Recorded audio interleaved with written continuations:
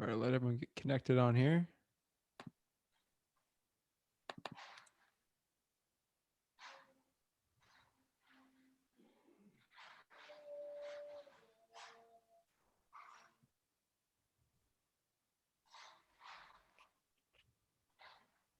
All right, let me go check this out.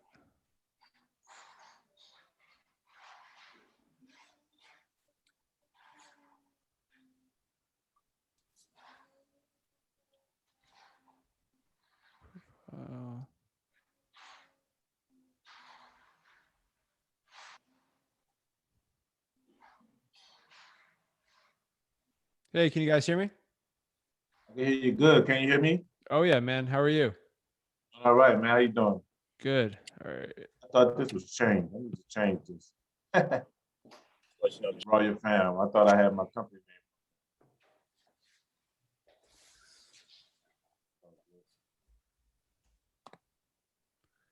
Let's go look this up. Make sure we're all set up here.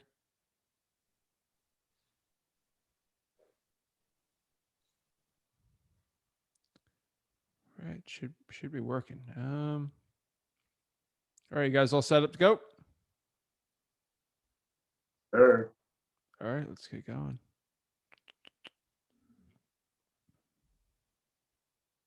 Let me check one last thing Oh, here. Make sure we go live here. Okay.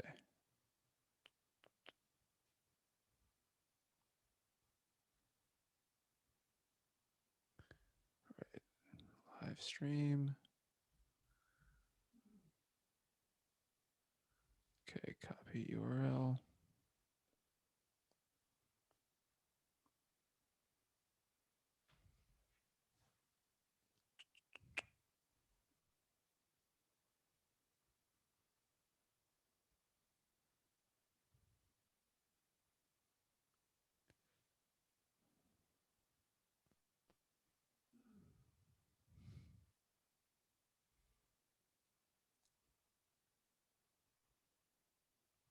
I'm trying to get a land deal on the contract right now. No worries, no worries. All right, let's go get this going. Hey, I'm looking for Frank Martinez.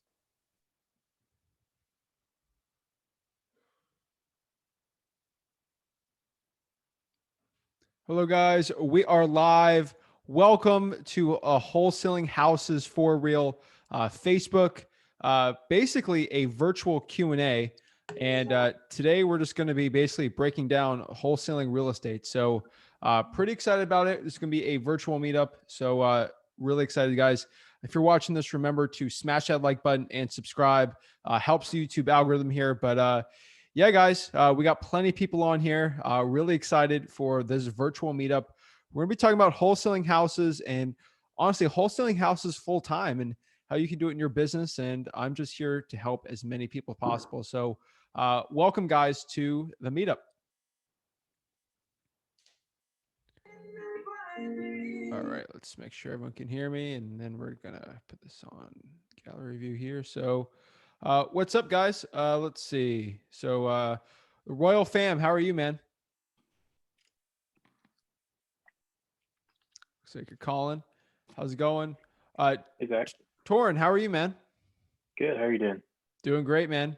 Introduce yourself to the group and tell us a little about yourself. Yeah. Hey, guys. My name's Torin. I have been watching your videos, Zach and Rick's, for a couple months now. So I appreciate all the free information that you guys are putting out. I work in software, actually, and just kind of looking to get out of the 9-to-5 rat race. Had a little bit of, taste of real estate back in 2011, 2012. I actually bought my first next to where Coachella Fest is, and I was able to rent that out. So I kind of got that taste of real estate and was just comfortable with my job. So now looking to get back into wholesaling and ultimately real estate investing. Sweet, man. So are you in California then for your wholesaling right now? So no, I grew up in California, but I'm actually in Phoenix now. So I'm where all the gurus are and where the busy market is. All right, man. Sweet. And what questions do you have and how can I help you become a better wholesaler? Yeah, so I guess my main question is, I got a little money to spend on, skip tracing software and all that, dialer. So that's all set up. But I'm just curious, in your opinion, is it worth starting in my own backyard here in Phoenix first or going virtual? Okay. So that's a tough one. Phoenix is nuts. You Yeah. obviously know that. So Did you get any contracts out of it, or No. like It was when I first went into it, so I didn't really know what the fuck I was doing. I was just hello. All right. So we got people going all over I the place here. understand. It was just like a All right, that's a little better. All right, sorry, man. Yeah, so Phoenix is tough. I would say it's always about testing it. That's my personal opinion. I think you should put half your resources in Phoenix and your other half in virtual and kind of see where you go from there. Because you might be killing it in Phoenix though. So Right. Okay. that's my personal opinion. I mean, have you tried like marketing there yet? Yeah, I've done a little bit this past week. I got one lead so far. Talking to somebody, picking up the phone. So that's over the past week. I figure if I keep on doing that, obviously have some more leads, but everyone I talk to basically is like, you're the 15th person that's called me this month, so it's just crazy. Yeah. My favorite place to wholesale is like not rural, like suburban rural places in the Southeast with low price points. There's places like in Indiana and Ohio there like that too. But for like virtual wholesaling, that's I like to keep it like 50K to 200K. That's like my sweet spot. We have the most success there. Awesome. Sweet, man. Nice to meet you. Yeah, me too. All right. And then, so we've talked to John Tay before. Kristen, am I saying that right, man?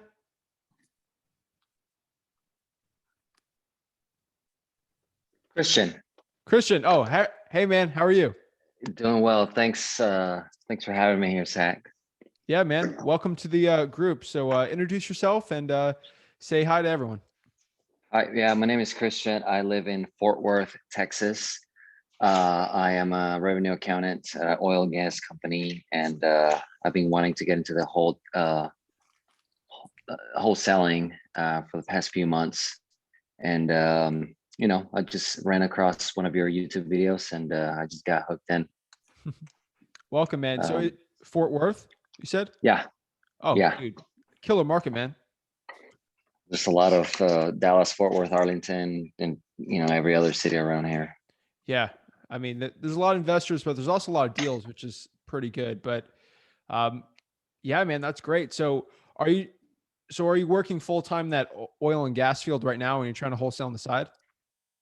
Yeah, I work in the corporate side. I mean, I'm a revenue accountant. I do work about 50 hours a week. Okay. But I do have money saved aside. I have like maybe $8,000 to start this. I really haven't utilized any of it as far as like investing in list or software or anything. Just yesterday, I watched one of your YouTube videos where you're doing Zillow. Yeah. And I put on an offer on a Zillow home property. But that's like the only thing I've done so far. Okay. So you're just trying to get your feet wet in there. I mean, so how long have you been trying to get into wholesaling? Like from start to finish? I've been since probably November. I started really seeing videos and understanding the ARV, understanding all kinds of things like talking to owners, how to cold call. What else? Understanding like an assignment, the assigner, the earnest money, like opening what do you call it? Where you go to the title company, open escrow, and all that stuff. Like I kind of know a little bit, but I've never really spoken to anybody and put on an offer to an owner, a homeowner. Yeah, I mean, if you're a accountant, you could figure this wholesaling stuff out way easier. So much less complicated. So that's exciting. I mean, so what's stopping right now from just kind of putting pen to paper and getting that action going? Time. I'm a father. I have 3 kids. Congrats. Thank you. And so yeah, I stay pretty busy at my job, but I try to finish some of my work and focus on that, or in the evenings I just watch videos. I'll go walk and I'm just watching your videos and trying to like I appreciate it. digest all the information. Yeah, for sure. No, thank you. I'm telling you, Honestly. without you guys on the Zoom, I'd be on a Zoom by myself. So I Zach, truly appreciate it. Zach, Yeah. it feel like I should have unmuted myself when I had this call so you could hear it. I should have put it on speaker. Oh, did you get the deal? Well, he had to talk to his mom. His mom is a bit elderly, but I think we will get this deal. If you could hear this conversation, I think we're gonna lock this up either today or tomorrow. Sweet, man. Hold, let me Yeah, get email. let me get to you on that one. Let me finish with Christian. So Christian, so 50 hours a week, that's tough. I mean, you see the video that Rick did about working 9 to 5 and trying to how he did it from basically his place of work with what, 2 kids to I haven't seen that. if you want to message me on Facebook, I'll send that to you. He's Okay. kind of shares his story on doing it. I think you could probably relate to it pretty well. So, and I think he was working over like at least 60 hours a week there. So, um, something there. But I mean, what questions do you have for me? Like, how can I help you out? Because obviously, I've never done that 60 hours a week of 50 hours a week to a full time job. I've kind of been, straight from high school into it. So, how can I help you out? Yeah, like I said, I do have some savings there. I know that you've said, hey, you want to just start calling, getting used to talking to people, maybe rebuttal questions or whatnot. I just don't have the time to actually call. I do want to do that, but not like I know you were saying on a video from 2 to 7, or maybe from right? Probably can't do that. Not quite, but I was also looking at another video, different guy that says just hire some virtual assistants. I don't know if that's the right way in my case to do that, and then just maybe talk to the hot leads, perhaps. I'm not sure. Yeah. So there's multiple ways to do it. You're in basically the DFW area, which is pretty good. Uh, I would say the best bang for your buck right now in that area is driving for dollars. Texas driving for dollars works very well. So that's something you should always look at. Again, you can't probably drive 3 hours a day, but it's just something to have in mind. From there, cold calling is really good too. Unfortunately, you don't have the time to do 2 to 7, like grind it out like crazy. So hiring a VA to cold call for you could do pretty well. I'm kind of in the boat where you should test it out, but do you know anyone that could drive for dollars for you if you paid them money?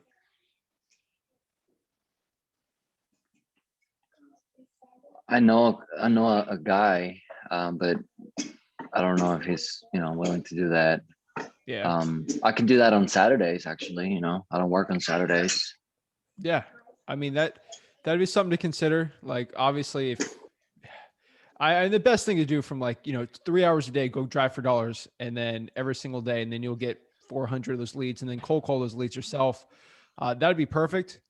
But I think making a just small action plan. So maybe Saturdays you try to figure out how many houses you can collect in 2 hours in the morning, and try to cold call that list every week and kind of see where you're getting from there. And then start spending money on people to do it for you. So I'm not a big boat of JVing with someone in this situation. I think it's better you kind of learn it from start to finish, because once you drive for dollars, you call that person and then you actually get that deal and things start clicking. That's when you can start teaming up and getting more people on there. Okay. I'm just Hey, not the Zach, biggest Christian, fan of. I'm not the biggest fan of hiring a VA to cold call if you aren't an expert in cold calling, or haven't had a deal cold calling, just because I want you to have those skills. And but it's a tough situation, man. But Yeah, you 100% can get it out. Like, you can 100% do it. for yeah, I sure. was gonna say if you don't mind, Zach and Yeah, dude. Christian, It's a Christian, I mastermind, have man. I have 3 kids too, and so and especially if you have money, what I've been doing, especially after work, if you have a few hours with the kids, it's dinner time, you're watching a movie, you're hanging out. I actually use Zach's SMS Zach with the dollar for 500 texts. And I tried that out the other day, just on my laptop, hanging out with the Same. kids on the couch. And I got one lead off of that. Nice. And then when the kids went to bed, I was like, hey, I know it's late, but can I call you at 8:30? And they're like, yeah, sure. And that's how I got that one. So you may want to consider, just SMS while you're hanging out with the kids and family. Awesome. And you just came out with a video for that, right? Recently. I saw that. Yeah, man. I mean, SMS is very good to scale it up. So Yep. I'm just gonna be honest. Some markets work, some don't.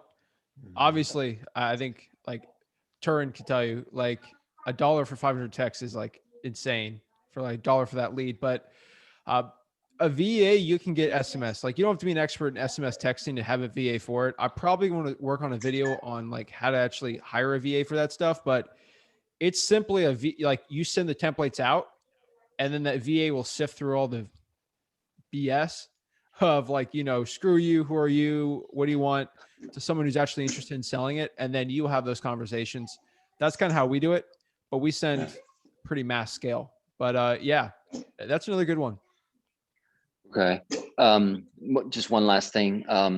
You also made a video on just this list, like water shut off, probates and all that. You think that's also a good thing to get, skip trace, and then just blast as a text? Or Yeah, I mean, here's the biggest issue is obviously you're not going to be the only person trying to pull a water shut off list in DFW. So keep that in mind. Now, if I'm in like some crazy place in Tennessee, I'm probably the only guy doing it. So probates are always worth it, in my opinion. I think you should check out the outskirt areas. Anything within an hour and a half drive, just try to get the probates. Try to get the code violations, water shutoffs. The farther you get out, the easier those deals are. Okay. But I owe it 100%. Like they're free lists. Yep. Absolutely. Thanks, man. Appreciate that. No worries, man. Appreciate it. Any questions you got, hit me up. If anyone's watching this and they got like something they want to ask, like, or butt in, whatever I say, hey, like we're all trying to help each other out. So give your input, because obviously like, is it Torin or Turin? It's Torin. It's like Torin. Tori, but with an N. Yeah. Sweet. All right. Torin. Like Torin's got 3 kids. I can't relate to that, but that's pretty important for him to say that. So it's great. So if you got anything on there, let me know. So obviously the way I do this is I go with the new members first, and then we'll get back to everyone else. But Peggy, how are you? I'm doing great. Hey, I do have a couple of questions. I actually have a guy here putting a new big hybrid battery in my car. So that's why I keep having to walk away from the screen, because I realized, oh my gosh, it's this time. But I have a couple of questions. Number one, I had a house under contract. I still have it under contract till April 19th is my drop dead date. But now I have a question because in looking at the group and people were asking questions online, I answered, or I actually asked the question with what I had done, which is I put the contract in, but I gave them, like a $50 bill and said, here's my earnest money. You keep this if I don't do it by that time. I didn't put it with an escrow company or anything like that, because they're well aware that I was trying to find a buyer. So apparently I see your face there, Zach. So that's not the right thing to do. What state are you in? I'm in Virginia. Oh, yeah. Okay. So I don't want to be a pessimist, but let's just say you're newer and you actually got under contract and like oh shoot, I overpaid for this house. Then you lose your $50. Yeah, no, I knew that. $50 for me. So like when I was starting out, I needed my $50. God, yes. It's like all I had. So I mean, if I had $300 in my bank account, $50, it's like a fourth of my net worth or something like that. So put it with a title company. The most important part about that, I'm not a CPA, lawyer, financial advisor, like I'm none of that stuff. But if let's say, because I'm in Florida, there's a lot of people trying to screw me out of deals every single day in this business. Like you will be shocked at that. I want a paper trail showing that I did everything legally. If I have to go like sue someone for a $50,000 deal, because I've had this happen before. Last year I had a $70,000 deal try to get stolen from me, but I did everything right and I didn't get stolen. The reason was, hey, I showed to the title company, I got wired in the $1,000 deposit I did. I showed proof to the seller that I got the $1,000 in there. The contract got executed, like the paperwork and title is getting ran. You just giving a $50 bill, that kind of puts everything up in the air. So I mean, we signed a contract and they have a copy of it and I have a copy of it. It's not, we had witness to, Yeah. but I mean, anyway, and it was my first deal and I'm probably actually not going to end up selling it. So I will lose my $50 because they won't come down to a price that any of the, flippers will purchase it at. They're $5,000 different, which would mean I get cut out completely, but I would rather them just sell the house because it's a little old couple and they own it free and clear. But anyway, I mean, this is one of those problems where also my ad got pulled. My ad didn't get pulled, but my ad got stolen or a bot pulled it onto foreclosures.com. yeah. And That's not good. and they were real upset about that because their house is not in foreclosure. They live in a tiny little town, and the people there came up to them and said, "Your house is in foreclosure," and they were they're in their late 70s, and they were a little ticked off. They called me right away, and they were like, "Did you do that?" And I said, "No, I didn't do Was this that." Facebook Marketplace that the bot pulled it off? Apparently. Yeah. Apparently that's what happened because when I called out to foreclose, foreclosures.com didn't even get back to me. They got back to the owners, but that's okay. But then I have another question. Okay, so I was driving for dollars. I pulled the name. I skip traced it. It has like 5 or 6 numbers, and so call the first couple, right? That's what you said? It also has a couple of different emails. But then when I looked, it also says that there's 6 other properties associated with that. They're all occupied. The only one that's unoccupied and looks nasty, because I did drive around to the other ones because they're local to me, is the one that I originally saw. But so if I haven't called them yet. I was going to call them today, and then I said, you know what, I'm going to wait till after I do this call. Yeah. Okay. Well, Peggy, nice to meet you. Hi. Welcome to the group. You're very excited, which is like I'm just as excited to get you going into wholesaling. So remember, I'm here every week, so you don't have to throw in like every single question you have. Like, I'm here to help you as long as possible. I'm not cutting off after 30 minutes here. Like, I got as long as we can to get this going. So don't think like you only got this certain amount of time. I can't do it. So, so you skip trace that Jogging for Dollars list. So you'll get probably or you're using batch, right? For that? I did not use batch to do the skip tracing because Okay. I actually have, through a friend, I have access to Connected Investor. She Oh, has nice. me on as a Yeah, that's good. associate. And so I can skip trace there, and it's actually pretty accurate. I could also skip trace on PropStream, but I had found that don't do it's not that PropStream. accurate. So, and because I also have a friend that I share that with, so kind of not supposed to. Oh, all right, I'm going to have to get back to you. Poop, because the guy's at the door. Go ahead. I'll see you later. But oh, sweet. Just remind me to get back. Adam, what's up, man? Sorry. What's going on, man? Super happy to be here. Real quick, did you just say that PropStream's skip tracing is not accurate?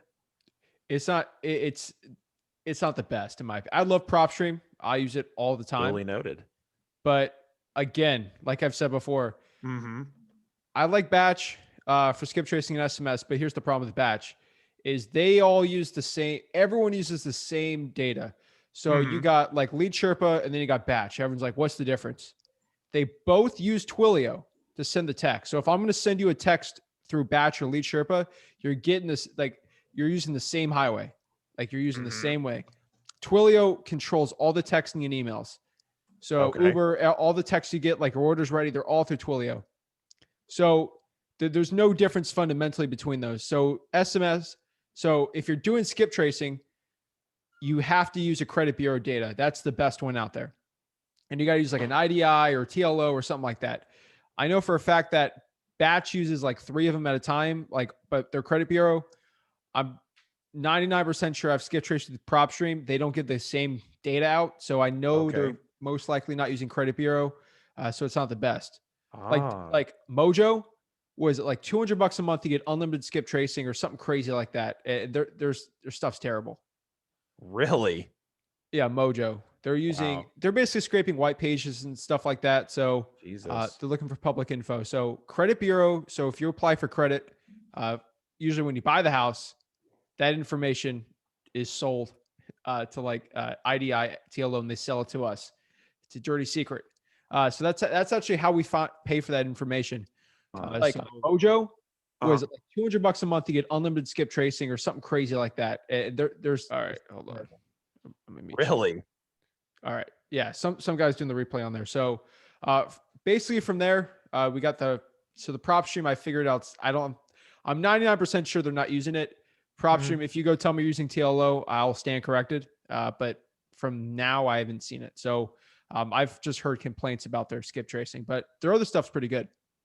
Okay, awesome. Yeah, because I use PropStream to obviously pull my leads and just, be able to find everything that I'm looking at. Do you mind explaining what an IDI or a TLO is? My first time hearing about that.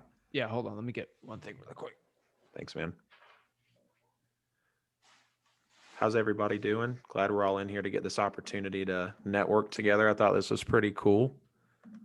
Yay. Hi there, everybody. Yeah. Sorry to get my Agreed. pen here, but okay. So TLO and IDI. So those are the credit bureau companies that collect your data. So you apply for a mortgage, you got to get your credit pulled. They're collecting that data. Like you got to put your phone number in there, and they Okay. basically just collect that data, and that stuff's pretty good. So Bet. Adam Lewis is trying to get a mortgage in wherever you live. Mm-hmm. You got to put that info in. Right. So Adam Lewis, 123 Main Street. This is your phone number, your age. Pretty good chance I'm going to find your phone number. Right. Right. So Now it makes that's why sense. skip It's coming full circle. So people were like, how did you get my phone number? Oh my gosh. If you apply for credit, you're going to get it pulled. So, Right. or if you use like Experian, I'm pretty sure if you use like Experian or something like that, that will get pulled too. So Okay. that's how and then you got white pages and True People Search that don't use that. Right. I don't know. I think it's the best way to find old people through True People Search, not TLO. I figured that out too. Old people through True People Search? Yeah. I found that to be a little accurate too. Like usually the first few landlines. numbers, I'm like, yes, got them. Or like landlines with older people. Right. That's what I don't know why. That's what I figured out with skip tracing. So I always tell people you don't have to pay for it. But like if you're doing over 10,000, you got to. That's my opinion. But that's what I kind of figured out. And those are the companies. There's multiple ones. You can go straight through TLO or IDI, but you're gonna have to get a contract, like 100,000 skip traces a month at like 10 cents each, like something crazy. Yeah, that'd be like obviously if you're scaling to, I'm sure like what you're doing, right? We've done it, but we're kind of at that point where we don't need that much in data anymore because we have such old data. Like we mostly just do high equity. So high equity in a population of 500,000. I don't need right. Yeah. a month. Yeah, you're a beast down there, bro. Yeah, we love it. So that's kind of what we do. Right. But it's kind of cheaper, just pay as you will at like 12 cents. Right. So yeah, that was my first question. But this is the first time I'm in here. Am I just gonna give you all my questions and then you'll just give me some great valuable introduce yourself, information? man. Okay, cool. Awesome. Yeah, what's up, everybody? My name's Adam Lewis. I know y'all see the sports backdrop. That's my true passion is build my sports podcast. I fully believe I'll be able to build that brand one day and monetize off of it. But in the meantime, I work at 8 to 5 at an IT company. I cold call like 350 calls a day. So I'm really familiar with cold calling. But just working for an IT company, I'm not passionate about. I'm really grateful to be in there to actually see how the entire business is unfolding. It's really cool. I talk to the president of the company every morning. He's like right downstairs. So it's a really good relationship with a lot of big people who are in a company. And then, when I first heard about wholesaling, I know I'm sure everybody in here knows what who market are Kong you is. in? I'm on TikTok and I was like, oh, wow, is this actually possible? And then thought about it for a little bit, pushed it off. And then I was like, no, I really want to chase this. So I was watching Kong stuff. And then I came across you. And when I figured out that you were basically trying to put all the gurus out of business, and I've been like looking into some gurus, but kind of just like picking out them, not actually putting forth money, the little discovery call that they might have with you and like picking them with some questions. But yeah, man, I'm really, really eager to get into it. I really feel like I have the drive and the energy and the salesmanship to be effective in wholesaling because, I've heard if you can dominate on the phones and if you can build those relationships and if you understand how to sell in wholesaling, then obviously you can be successful. But there's so much that goes into it. And I was really happy to hop in here because, when I see how transparent you are, that's what I love about the page, man. Like you're putting out content every day. You're talking about stuff that a lot of people really aren't talking about. And you're so straightforward. Like it's just there. You're not trying to be fancy with any graphics or like transitions. Like it's you in front of the camera, raw. And like a lot of people turn away from that. But I feel like that is the most valuable content. And the fact that you're doing this for absolutely free. Like, I love how you say, we're just trying to make everybody make $100,000 a year for absolutely free. Like, I'm on board with all of it, man. But yeah, that's a little bit about me. I'm super excited to get into it. And I obviously think this is a great way to be able to connect with some people that are building up in the game. So super happy to be here, guys. And thanks for the opportunity, man. Sweet, man. I'm pretty excited to get you going, man. But thank you for the kind words. I appreciate it. But yeah, that's exactly what we do. Guys, if you're watching this and you have a scheduled discovery call with a guru, I will let you know what's going to happen. You're not going to deal with the guru. So John Smith is not going to be calling you. Yep. That's number one. Remember that. Number two, they're going to tell you what you want to hear. Yep. Wow. Oh my gosh, Adam, I know you're so great. Oh my gosh. You even wholesaled great at on all? the phone. You have don't understand. I think you can if you get this going, you're going to make 100. They will guarantee. Sometimes they'll guarantee claims for you. I've heard that before, which is against all SEC regulations. But I'm not going to go there. If you tell me, do you think I'm going to make 100K this year? It's like, if you got to think about it, you're screwed. But so they're going to tell you what you want to hear, and then they're going to hit you at the end with a pitch at $8,000 for a coaching course or 7 payments of $1,000 a month, like something stupid. And that's what they do. They do the selling method. Like, I teach you guys how to sell with your sellers. Like, what you do is you bring emotions involved, you bring pain points, and then they hit you with the thing. They're going to do the same exact thing. Like, watch it. Do a discovery call. I did, man. They're going to try to bring pain in there, and then they're going to try to hit you with the close. Get the credit card out right now. Literally. Yeah, I totally agree, because I actually joined, I think it's called Wholesaling Houses full time. Yeah, with Alex Youngblood and Brian Haskins. And they emailed me and were like, hey, do you want mentorship? And I wasn't interested in mentorship because, like, with all your content, dude, I believe with YouTube University, I can absolutely learn how to crush it in this business.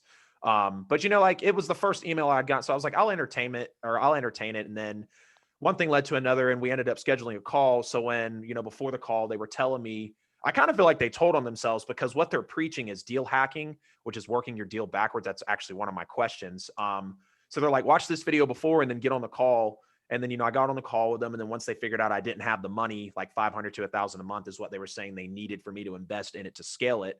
I was like, yeah, I definitely don't have that. So they were like, let's get back on the phone in 30 days. But over the email, they were asking me about, like, my cold calls. They're asking me if I'd done anything yet. And what I told them, they were like, oh no, that's terrible. Like you said, bringing up the pain, talking about how this could be better. They brought that up on the discovery call as well. So I agree. They definitely try to sell you, but I knew better, man. I don't have it to spend anyways, but if I did, I would have kept it in my pocket, just because, like I said, I feel like I'm picking out these gurus and then coming here. Like, I plan to come here every week. Is it okay if I'm sure it is, if I ask you questions that these gurus tell me to figure out, like, if it's true or not? Yeah, 100%. The one thing I will not do is I will not bash an individual person. Right. Bashing nobody will get me anywhere. Right. I'll bash gurus in general. For example, Alex Youngblood. That dude's an amazing guy. Rick has known him, I think, since they started out. That dude is a wealth of knowledge. I have nothing bad to say about him. He's one of the few guys I know that legitimately in this business makes money. Yeah. Like, he's one of the few guys I know that's been doing this since wholesaling crashes. Like, he said like crash, 04. Yeah, like a wholesaling crash happens. He's one of the few guys I would be watching religiously, because he knows what to do. Chris Chico knows what to do. Rick Ginn knows what to do. Like, guys like Jamel Gibbs, like all these guys, like there's a million of them. Right. But he's one of the few guys I know that's legit. Like, he's not running around a Rolex doing Facebook ads trying to get you. Right. But I cannot preach to anyone or support any coaching program. So right. You guys asked so me a question knowledge out there, bro. Yes. So you got any question at all, I will answer you truthfully, and I'll let you know. Okay. You mentioned reverse wholesaling. Basically, I love that. Mm-hmm. I love reverse wholesaling for land. That's my favorite. Okay. And I saw your video about that too. It's hard to comp land. So if you just have a buyer says, I'll pay you $25K an acre, seller wants to sell for 5, boom. Easiest money I've ever made. Right. So yeah, man, any question you got, I'm here to help. Awesome. Cool. So yeah, I wanted to, since we brought up the reverse wholesaling, so the whole thing that they pitched was like deal hacking. And once I thought about it, because they were talking about how basically when you go through wholesaling, you find your property, then you skip trace, and then you call, and then you get it under contract, and then you hope that you can find a cash buyer, or you've obviously built your cash buyers list beforehand. But what they were saying is you build your cash buyers list first, figure out their sweet spots, figure out what they want to buy. And then in turn, you're basically going to bring them a deal. So it's just easier for you in the end.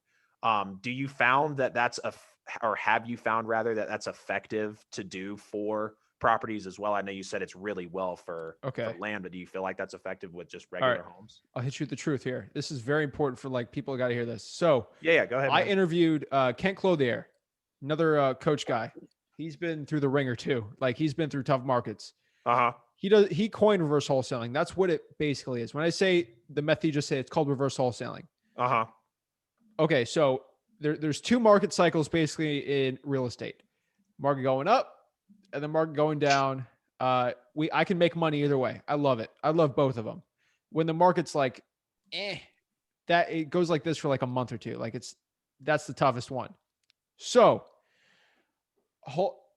those two methods I just said work in both. So like right now, the market is going up. So it's very hard to find motivated sellers that want to sell at a discount, but it's extremely easy to find cash buyers. Some of you guys are like, cash buyers are hard. No, finding sellers right now are the hardest that want to sell for like a 40K spread. Those are the hardest right now. You will see when the market crashes, it will crash. I don't know when, it just will. I've been saying this, Rick's been saying this since 2012, but whenever the market gets crazy or shifts down, it will be very easy to find sellers. There's a million people losing jobs that just want to sell for a discount. Right. The problem is there's going to be there's not going to be a lot of cash buyers with the money to do it.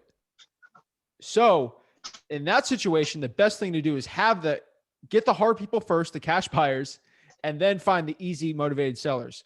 Right now, it's better to find the hard sellers and then the easy cash buyers, because right now I can get a deal and I can attract like 20 cash buyers just by using that as bait for a deal. So it's the easiest thing to do. Like, for example, if you get a deal under contract right now, what market are you in? I'm in Metro Atlanta. Metro Atlanta County. Dude, if you did a white bandit sign and if you had a 32,000 square foot house on the market, if you do a white bandit sign, put a Sharpie there and put 32,000 square feet must sell. If you put that in like by outside of Home Depot or something, you will get 20 cash buyer calls. That's easy. And you don't even have to work that hard for it. Okay, Facebook so groups, white bandit stuff sign. like that. I'm about to do exactly what you said. Outside, you need Home Depot get a would deal bring first. cash buyers. Get a deal first. I'm not the guy to tell you. There's guys that say you should do that without having a deal. I can't greenlight that. I always say get a deal first and then market from there. Again, bandit signs are technically illegal, so where am I going from there? But in a bad market, that reverse wholesaling is the best. It's tomato. You still have to be the intermediary that brings the two parties together. So you're going to have to do it either way. Right. I don't know. It's like, I don't know. It's like running from point A to point B. You're just running from point B to A. Right. In my opinion, it's just easier right now in this market where it's like really hard to find good sellers. Find the seller first and the cash buyer will follow. You're a sports guy, field of dreams, built and they will come. I love it, man. Thank you so much for telling me that. And that segues me perfectly into my next question. So like I said, I work 8 to 5. I don't like it at all. I literally work on my podcast and research wholesaling while I'm working because I'm just calling here. So I have like a couple screens to work with. I only have time to cold call for like an hour on my lunch break and then for 2 hours when I get home because I don't feel like Well, there's a question there. Do you feel like calling past 8 p.m. Eastern time is effective? Not really. I mean, I didn't think so because I've heard you say like 8 to 7 is like prime wholesaling hours, right? Yeah, that's basically prime. I mean, once dinner's over and people are kind of done with the day, they're just more in an agitated mood or they want to relax or that's the problem. Okay, gotcha. Yeah, and then that's totally cool. So I invested in your the 500 text for $1. I think that's really awesome. I texted like 90 people and I had like 25 people text me back. Not all 25 were interested, but just the fact that I was getting responses, just seeing the open rate and the fact that people were replying, and so like I said, it's clearly higher than cold calling, and I've seen that already. Do you think I should continue to cold call in those not prime hours and just keep pounding the phone on the weekends? If so, what hours do you think? Okay, so if you only had an hour to cold call, you're gonna have to cold call the absolute best list possible. Right. So like you only got an hour. We're not doing high equity here. So my personal opinion, I think since you're in Metro, it's a little tougher. You're gonna have to get good lists. What I would do is I would try to. Do you know anyone in a fire department? Any I could figure it firefighters? out. I don't meet a stranger, man. I can make friends with somebody. Fulton County Facebook probably doesn't post it. I'm in a more of a rural place, so their Facebook will literally post every single fire damaged house. So it's pretty fun. I have a fire I damaged. actually have found a fire damaged house, but the guy doesn't want to sell it. Every time I call, he hangs up. But you deal with enough, you cold call enough of them, they will. I just want to walk away from it. So I have a fire damage video to fire damage space flip with Rick. That video will be on there. I'll actually show you how to pull them. You can actually like pull that list and cold Wow. call that list. That'd be pretty cool. But what I would do is I do some of that list. I do the outskirts outside Fulton County, get all the fire damaged ones out there. You could absolutely kill it doing that. I think you go through the water shutoff list. I don't know if Fulton County's doing that yet. Some Okay. counties don't like pull the water out, or shut the water off. There might be a list on there. So I would do that. Probates, code violations. Right. And then that's what I would do. Shockingly enough, in Atlanta, most people are there's a big service out there that's actually selling probate data, and they do it from like all their probate data is at least 3 months old. If you get it straight from the courthouse, you have an advantage, but there's a million guys pulling probates in Atlanta. So is there really? yeah, like you're not the Okay. first guy, but you might be the only guys. If you get connection to get fire damaged houses right when they get going, you could do well doing that. Then obviously driving for dollars, stuff like that. Right. Okay. So since my since my cold calling hours were limited, do you feel like I should just resort to investing the best dollars into the SMS blast texting? Yeah, I mean, I would probates and fire damage. I would cold call those. Gotcha. That you'll get done in 30 minutes, dude. It's not that much. But Okay. yeah, try to get the texting and kind of see how it's going from there. I mean, it's just tough because your time's so limited, and either you could trade your time for a deal or you trade your money for a deal. So you just gotta. Yep, that's literally where I'm at. Is I don't have That's the the time, problem. but I know, like I know if I invest the money correctly, I can get myself out of my job and make a wholesaling business out of this. It's just obviously getting that first deal and then investing your money back in. But with the limited hours, it's even harder. So that's why I was curious. Should I just try to, and like you said, so cold call probates and fire damaged homes and then just SMS blast everything else and see how it goes? That's my opinion. Okay, You're got you. That time thing, that's probably what I do. Gotcha. Okay. Now, how many cash buyers? I know you said get the deal and then find the buyers, but how many cash buyers would you say is like acceptable to be on hand for someone that's pretty new like me? I mean, I would focus all of my time and effort into finding that deal because it would be. Gotcha. You're in Atlanta, dude. You go in a Facebook group, you'll find a cash buyer like very easily. Gotcha. It's so easy, man. There's so many cash buyers in Atlanta right now. So yeah, dude, I just sold a deal for top dollar to a doctor because he's trying to get into investing in real estate now. Like the cash buyers are coming out of everywhere. Wow. Okay. So you said when the market's bad, you'll find a lot of sellers, but not a lot of buyers. But when the market's good, is that right? I might have said that backwards. The market's good, good, going up. Very hard to find. It's very hard to find actual motivated sellers, but it's very easy to find cash buyers. Gotcha. Because But when what the do? They market's buy a bad. house. Everything's going up and now I'm in Florida, which is even more insane because everyone from California and New York's coming down here. Right. Yeah. It's appreciating more than like everywhere. Like guys in Texas, like watching this. I know there's some Texas guys. Like it's insane. Right. So you're in one of the most competitive markets out there then. Oh yeah, like Port St. Lucie, my acquisitions guy got to compete with at least 7 guys every single time. Sheesh. Oh, you're sheeshing now. Torin could literally tell you crazier stories. So Yeah, Phoenix is crazy. I'm lucky. He's got like 15 to 20. So I count my blessings, man. I gotcha. Okay. I just had a couple more questions. So one of the things they told me in that discovery call with the guru that I was mentioning is they're saying that everybody's using the same MAO formula, and apparently that's like that's taking money out of your pockets if you use that same formula on every property. Do you have different offer formulas for different properties? It probably sounds like a stupid question, but No, that's a very good question because I'm going to save someone's life here. I'm gonna get my phone right here. All right. So the MAO 70%, it's what the real thing is, it's ARV minus repairs multiplied by 70% MAO. And that is the stupidest thing I've ever heard in my entire life. okay. So I'll break down a deal I did. So 300,000 is the ARV. Most guys get the ARV wrong, or gals. They mostly inflate their ARVs like insane.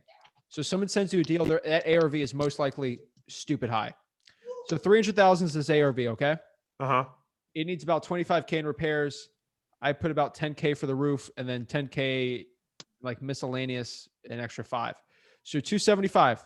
So what? ARV minus repair, right? Mm-hmm. I know for a fact right now, because I get very good cash buyers. Like we've spent a very long time cultivating that list. So I go to cream of the crop every single time. Oh yeah. They are used to buying things for 100% of the market value on the MLS and renting them out. That's what they do. That's your cash buyers? No, that's MLS cash buyers. Oh, okay. Okay. I approach them and say, hey, what if I gave you for 10% below that? I can get 10% under what the market value is. Are you kidding me right now? It's like if I could buy 10% below what the stock price is right now. It's insane. Yeah. So I multiply that. Let me just get 300,000 minus 15K is 285,000. I multiply that by 90%.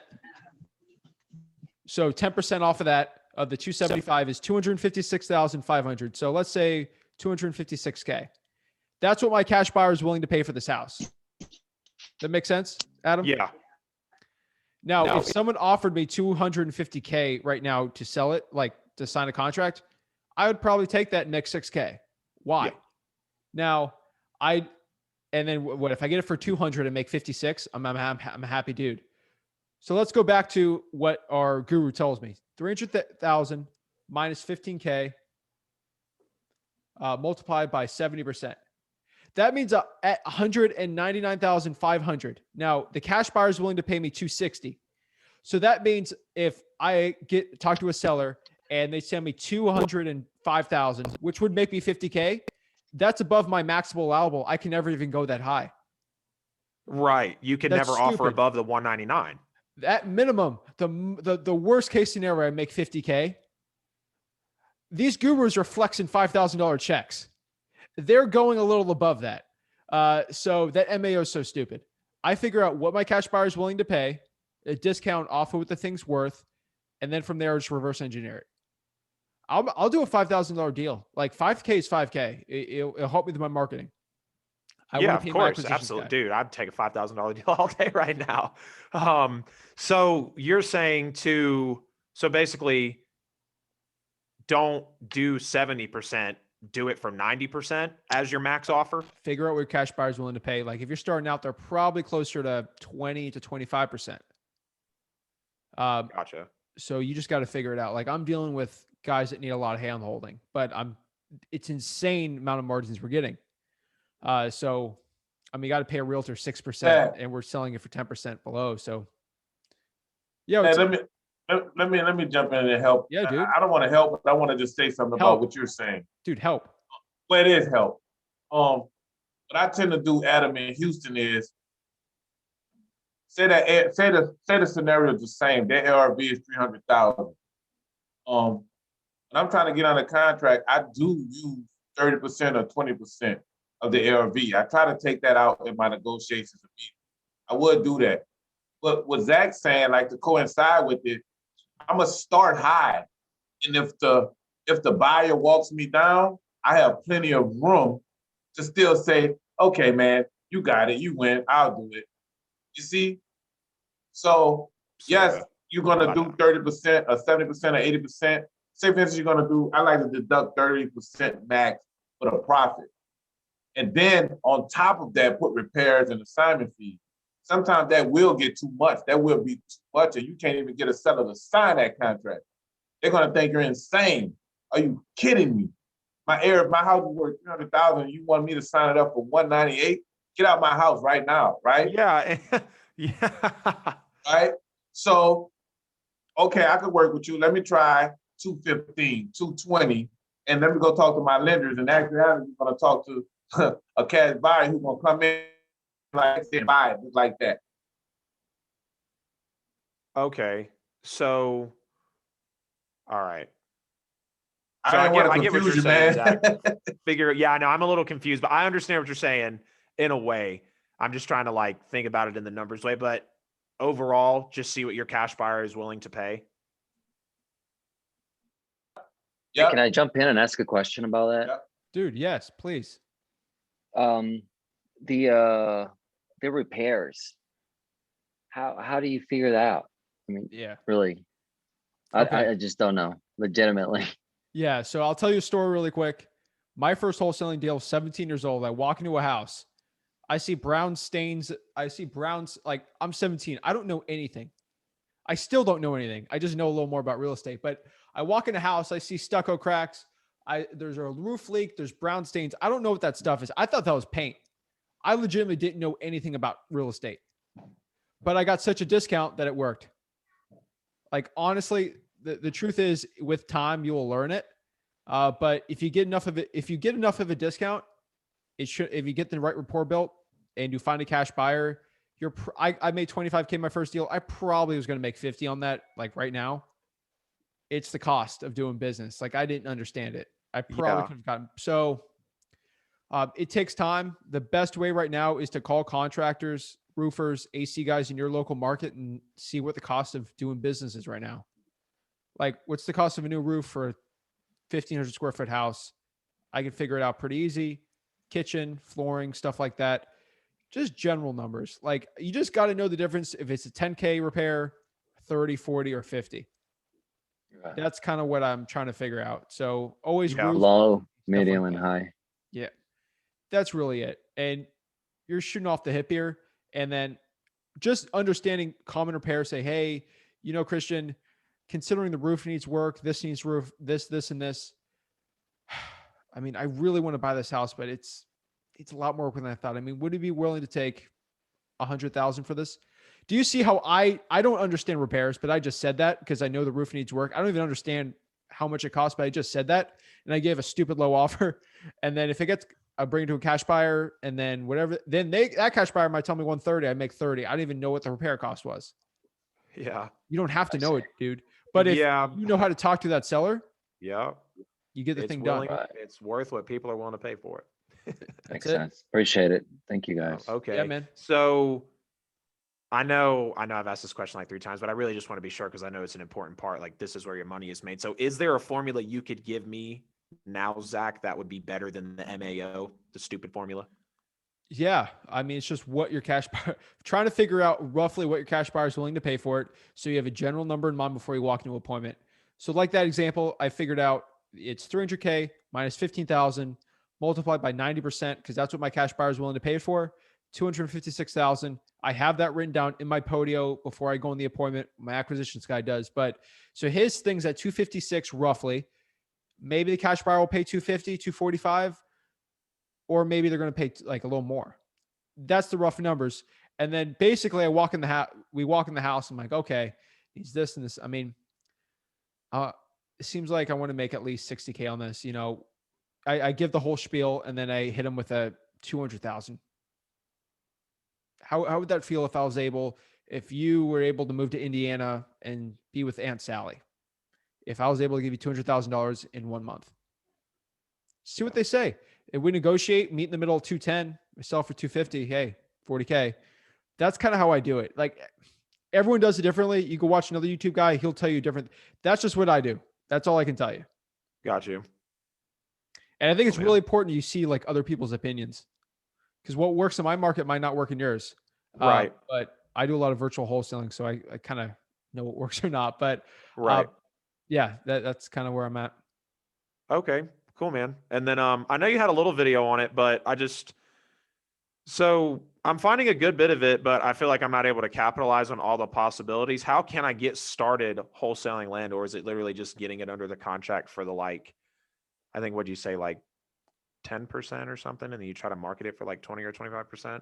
I probably just said that wrong. I don't have my notes pulled up in front of me, but Yeah, I mean, land's got to be such a stupid discount, Mhm. like 25 to 10% of the value. Right. But I always roughly try to find the cash buyer first in that situation Gotcha. because it's hard to find cash buyers for land. Even now, it's way easier, but it's still tough. And then you just go to probably listarea.com and then pull vacant land and just start doing mass texting on it or cold calling. Land, you probably got to text for it. My chance of calling someone who's interested in selling their house is a lot higher than someone who's interested in selling their land. Right. That's the way I look at it. Okay.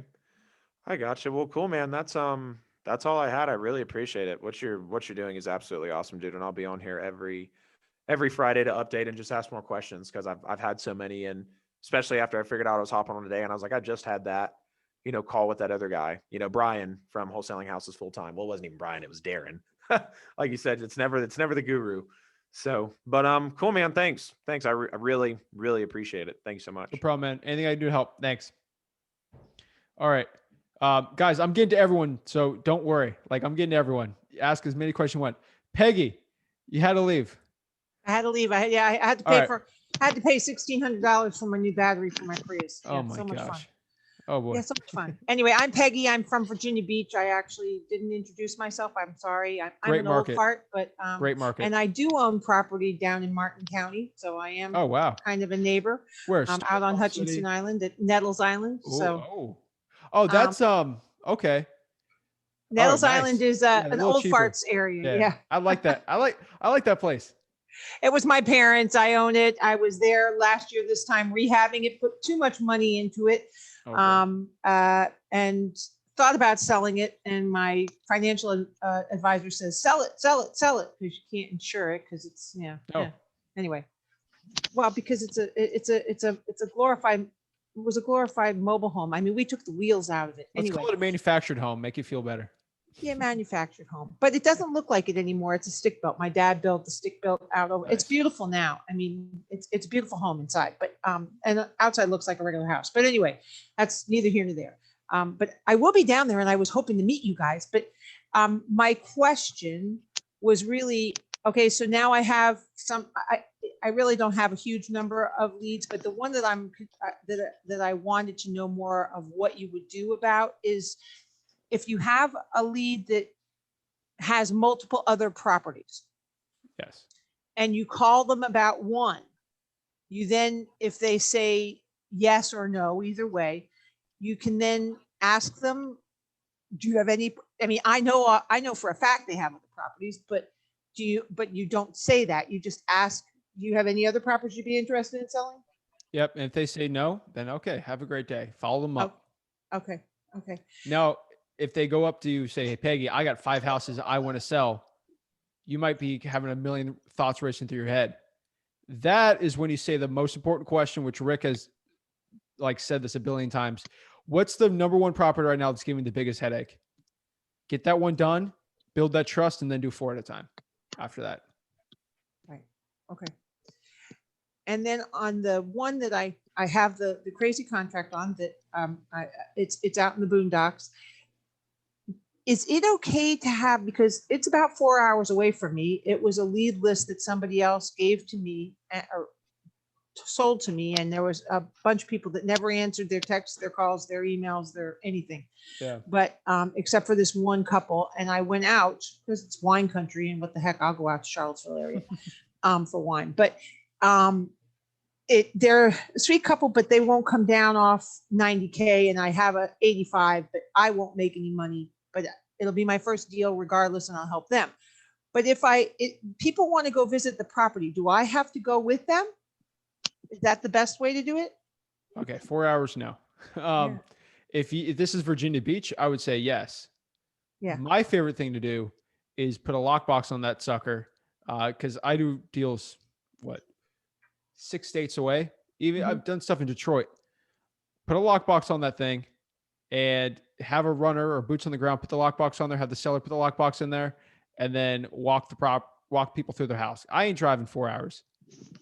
I ain't doing that. I hate 4-hour drives. So I wouldn't do it for one cash buyer. Bring Yeah, I some have cash- 3 people that are interested in looking. I missed one. She already backed out because I couldn't get her contractor in, and she was stuck at 85. Anyway, but neither here nor there. It's okay. I mean, but the problem is I didn't look at who was cash buyers in that area, and there's like zero, because it's too far away from Charlottesville. It's too far away from the wineries. You know, people don't want to drive drunk. And so it's a bad spot. So I'm going to try and stick to where I know, or to a, like you said, to an area that has obviously cash buyers. But yeah, so and my biggest fear is the cold calling. I can talk a blue streak, but I'm a nurse. I'm not a cold caller. I've never done it. I've never done sales. So yeah, it kind of makes me a little bit nervous. But yeah, and the contract piece. So always put it, even if it's just me using the contract to get the thing under contract, then go to because I didn't have a title company out there. Okay. Yeah. Yeah. I mean, the title company should always be found first. Like in Virginia Beach, you should be already looking for one. Yeah. I have 2 here. It's a tough situation. Honestly, I would bring some cash buyers to and just kind of see what price. Get a rough price out of them. Do you have pictures of the house? Yeah. What price are they giving you? The cash buyers? Yeah. The cash buyers would say 85 to buy it. And ARV is about, the house next door just sold. It's a much smaller house, but it's brick. And this one's, and the problem also is this is a historic-esque home. It's from 1895. It's had all new heat, plumbing, drywall, roof within the past 15. The roof is within the past 4 years, but the rest of it was within the past 15 years. So it's not ancient, that kind of stuff. Hardwoods throughout, 2 heat pumps up and down. It could be used as a separate upstairs and downstairs unit. But it's a matter of, it's out in the boonies. It's a cute little town, but I would say if you can't get a price reduction, I'd probably walk from that deal. yeah. Find some more cash buyers if you can, but 85, you're not making money. What's the point? Right. Well, I mean, that's just helping the people. And at this point in time, I'm trying to help the people get out of there. They want to, they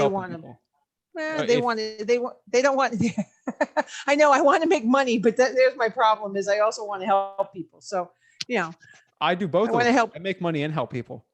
Well, there you go. That's the problem. Right. If I can't help you out, then there's nothing I can do. Thanks, Adam. Right. Appreciate it. Okay. Yeah. Thank you. So yeah, if you want my help, we got to do a price reduction. If not, I can't help you. List the property. Okay. Yep. All Thank right. you. No problem. Jonte, what's up? I think he's driving. I'm gonna make sure he's safe. All right. Jonte, whenever you want, you can hop on. I think I forgot you there. What's up, man? How you doing? What's up, man? Are you driving? No, I'm in the pasture. Oh, cool, man. What's up? Nothing. I just had a quick question. All right, man. So, me and my 2 partners, we're in 3 different markets. So what we do, our problem is we all took on a different state. Like I'm in Louisville, one of my partners in Indianapolis, and then one of my partners is in Lexington.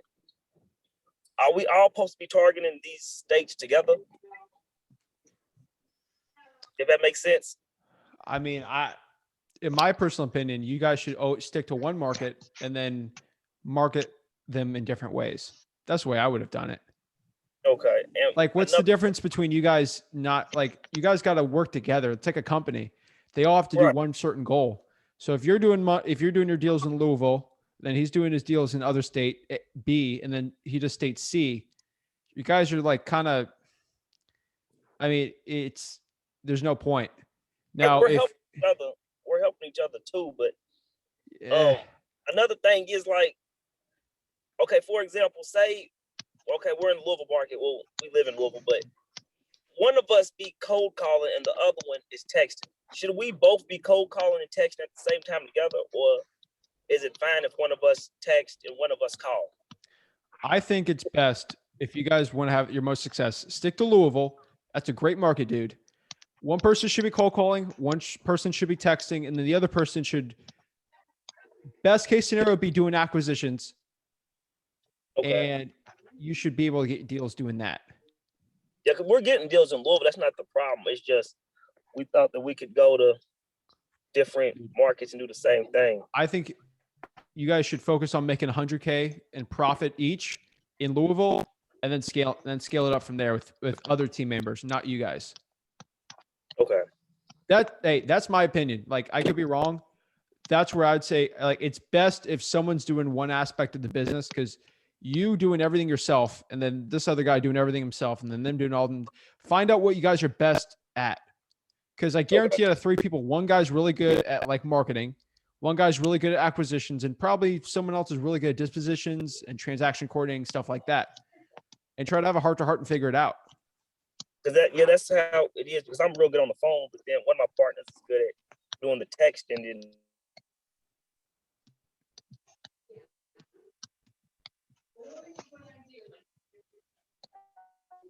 I think he hopped off there.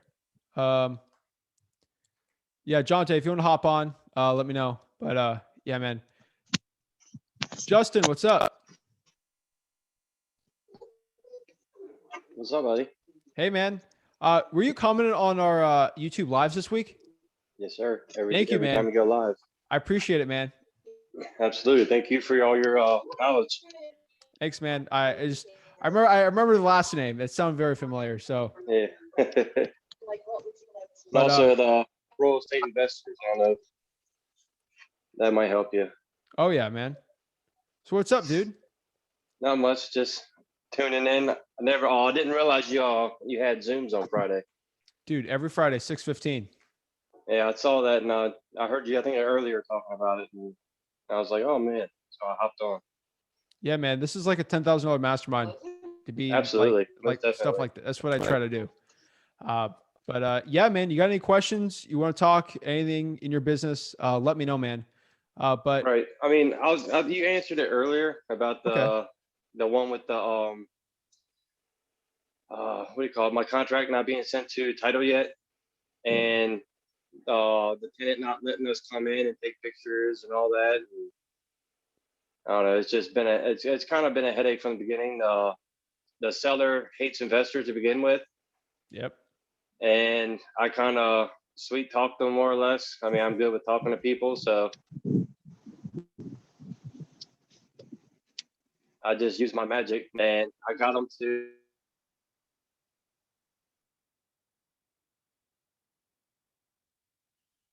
All right, I think he popped off though. But John Terry back. yeah, I don't know what happened. I think I connected to somebody's Wi-Fi while I was out. I don't know. Yeah, man. No worries. But yeah, dude. Hold on. Let me talk to John Terry real quick. Just sorry, everyone Yeah, keeps you cutting good, out you here. good. Go ahead. Do your thing. But yeah, dude, if like you said, like you're good at the phones and someone's good at acquisition, someone's good at texting, dude. I think it's best if you hit one market, get really good at that market, and then you guys just kill it, and then you start hiring people out and then doing other stuff out of state. Like, dude, I didn't even look at virtual wholesaling until I was absolutely destroying in my market. Okay. That's what I think. Okay. Well, I'm gonna do. He's sitting right beside me, so that's what I think we're going to just continue to do. All right. Well, I appreciate you. Sweet, man. Any problem in the issue, any issue in the whole process, I'm here to help, dude. All right. Thank you. Thanks, man. Have a good one. All right, Justin, you're back. Hey. So I think I'm just gonna go ahead and just drop the contract like we were talking about earlier. Just because I mean I can't, like, in my contract it even says that if I can't have access to the house, then I'm just gonna go ahead and cancel the contract. It's like not net so many words, but it pretty much it covers that. If I can't have access to the house, I can just go ahead and cancel within my due diligence period.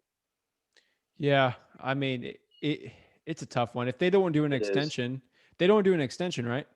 No, they will not. Like I said, he is stubborn. Like he wants me to put, like, at first he wanted me to put a 10K EMD down, and he wanted me to give it to him. I'm like, yeah, exactly. Exactly what I said. Yeah. I want the Dolphins to win the Super Bowl. That ain't going to happen. Yeah, right. Honestly. Right. So, I mean, like I said, it started off rocky. I mean, I kind of smoothed it out. Then he has 2 other properties, and he's like, well, if this one goes good, we'll talk about the other 2. But like I said, I can't even get into the property on this one. And then they just extended eviction or whatever. So I kind of feel like it's just pointless. Like, I'm gonna tell him if he wants to, we can come back to it once, if the tenant does end up leaving or whatever, we can come back to the table and go from there. But other than that, I mean, I feel like it's a dead deal. Yeah, that's a tough one, man. If they don't want an extension and that you can't get anyone in there, there's no point. Right. That's my exact opinion. I mean, I've had 3 signed contracts so far, and the first one I got all the way almost. I got the seller, the buyer, then the title came back, and it got foreclosed on a couple weeks before. That before the contract was signed, the seller didn't know that his house was getting foreclosed on because his forwarding address was to his, I guess now ex-wife's house, and she never relayed the messages to him. And from what he was saying, he always gave her money every year for the property taxes. And apparently she never paid the property taxes. Yep, that's how it works. Yep. And that was a 25K assignment right there. Ooh. Yeah. But oh man, it crashed out right at the end. Jeez, man. Sorry about that. So, wow. I mean, it is what it is. I mean, I gotta keep pushing. Yeah, dude, you're getting there, man. You're getting there. I mean, I've only been doing this. I just started learning about wholesaling in January. So, dude, keep it up, man. Like, if you've already been through that process, like, sky's the limit, man. Exactly. I mean, my back's against the wall. Like, I think I told you I got badly injured at work and everything. So, wow, I can't go back to work. I used to make like 100K a year running construction sites, and blew my knee up. Now I can't even walk the stairs no more. So, yeah, had to find a new path, and this is my path. It's just a struggle with limited funds, but it's a lot life that a lot of us go through these days. Definitely, man. Well, I believe in you, man. You 100%. I appreciate it. I believe in you, I man. know I can, and I watch all your videos, so I appreciate that it, man. knowledge. I know I can get it. That's it, dude. That's what it's all about. It's all about mindset too. If you think you'll do it, you'll do it. Oh, absolutely. I mean, I've been behind my back's been the wall lots of times in my life. So I've been there, man. So keep pushing, man, and just keep it up. Like, within 3 months, you're in spots right now that people take years to get at, or they just quit. Right. So, dude, right. You got it, man. Yeah, there ain't no quitting in my blood. I love it, man. But thank you so much, Zach, for everything. I really appreciate it, man. Sweet. Have a good one. You too. All right. Grant, are you driving still? What's up, man? What's up, man? I'm going around putting for rent signs up for my rental right now. Sweet, man. Keep your eyes on the road. Stay safe. But yeah, man, what's your question? No, I'm still going right now, but I can talk to you. Yeah, man. Introduce yourself to the group real quick. But yeah, my name's Grant. Let's see here. I'm in Cincinnati. See, I've got a couple deals now. I started maybe say maybe a year and a half ago. But I got a deal off of cold calling. I pulled an equity list out here, kind of outside of the city. I pulled a county outside of the city, and I got a really good deal. My first deal, cold called, and let's see here, followed up for a while. He's one of those sellers that's really old, doesn't answer his phone very much, and you got to call him maybe 50 times to get a hold of him once. I'm sure you. I know exactly what you're talking about. Yeah. Yep. It was an older lady with me, but yeah, I know what you're talking about. Yeah. So I would call him maybe 50 times a day, and I finally got a hold of him, and I locked it up for 55. It's a triplex out here, fully rented, great shape. So I just put it right back on the MLS and got an offer for like 140. So my Dude. first deal. Dude. So how much of a assignment is that going to be? Well, I'm gonna hold on to it because I'm gonna raise the rents, and I thought I could get 155, but I'm gonna raise the rents and hold on to it. That'd be like a $75,000 deal at that point. Dude, that's insane. Yeah, So you're going to hold on to this one. I'm gonna hold on to it. I'm gonna rent it out, and I really like the idea of sub twos. So I think I want to spread my money out a little bit. I don't know. I'm thinking about How old are you, maybe dude? 23 now. 23. Dude, I'm telling you right now. I'll tell you this right now. At 23, the amount of compound interest, dude, on a rental property, like the ones that I got, when we're both 70, it's gonna be insane.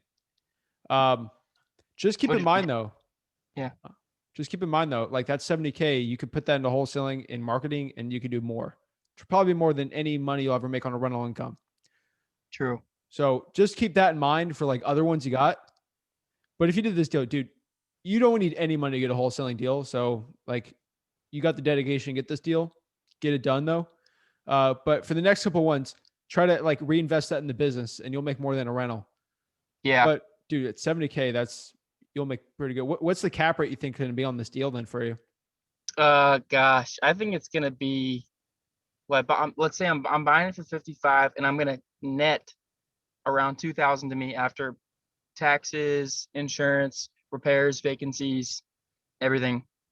I bought it cash, so and I'm getting a very good interest rate from a private lender. So I'm gonna net my cap rate. It's like cash on, I don't know, cash on cash is like 50% return. Okay, what's your net though going to be after everything? Like you got to pay your interest rate, you're getting a private. Like what's the actual net on this? No, the actual net like per month? 2,000 a month. A month. After interest and everything. Yes, after interest and Does everything. that include equity buildup, taxes? Yes, taxes, insurance. Does that include equity buildup though? What's equity buildup?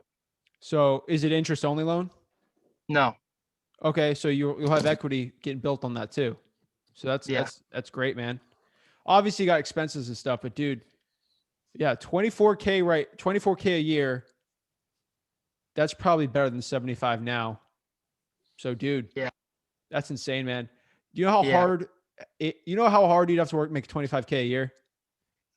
That was my full-time bag boying job, even though honestly it would have been like 10K a year. But dude, that's awesome, man. I'm happy for you. That was my full-time landscaping job actually. So that's what I was doing before wholesaling. Dude, that's amazing, man. And how much did you pay for a guru? I paid let's see. I did buy a couple course. I did buy a course or two. So maybe 40. I paid half the course, so about 4,800. All right. 4,800 or so. But I will say you're probably confused on how is he bringing home so much? You know, how is he taking home? But the interest rate is very close to zero. Wow. It's family. It's a private lender. So okay. Okay. So that's good, man. But yeah, I got another wholesale deal. Not a wholesale. I got a sub 2 that I locked up. He's pretty much just walking away with an equity capture of like, well, he still owes 65 on it, but it's worth probably 110 as is, and he's just walking away. Dude, that's great, man. Keep it up, dude. You'll be so shocked at the wholesaler you are in 3 years from now. Like I would be utterly shocked if I looked at myself from 3 years before. My 18-year-old self, my 21-year-old self is completely different, like business wise. You'll be shocked, man. Just keep it up. Actually, it's 2K net after this sub 2 on top. This sub 2 on top. So 2K net with both of them combined. That's what I was thinking. I messed up. All right.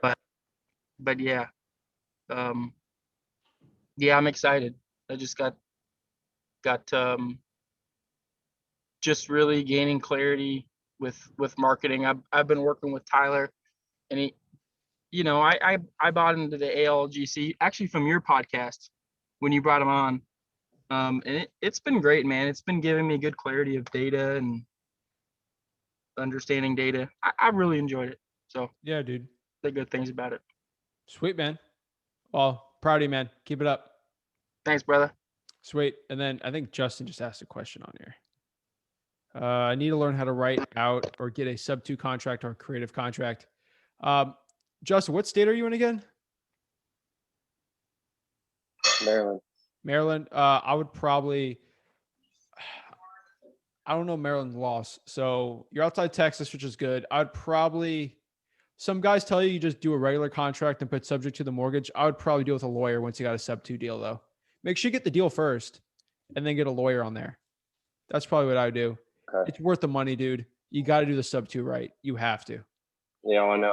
I've heard it could drown you quickly.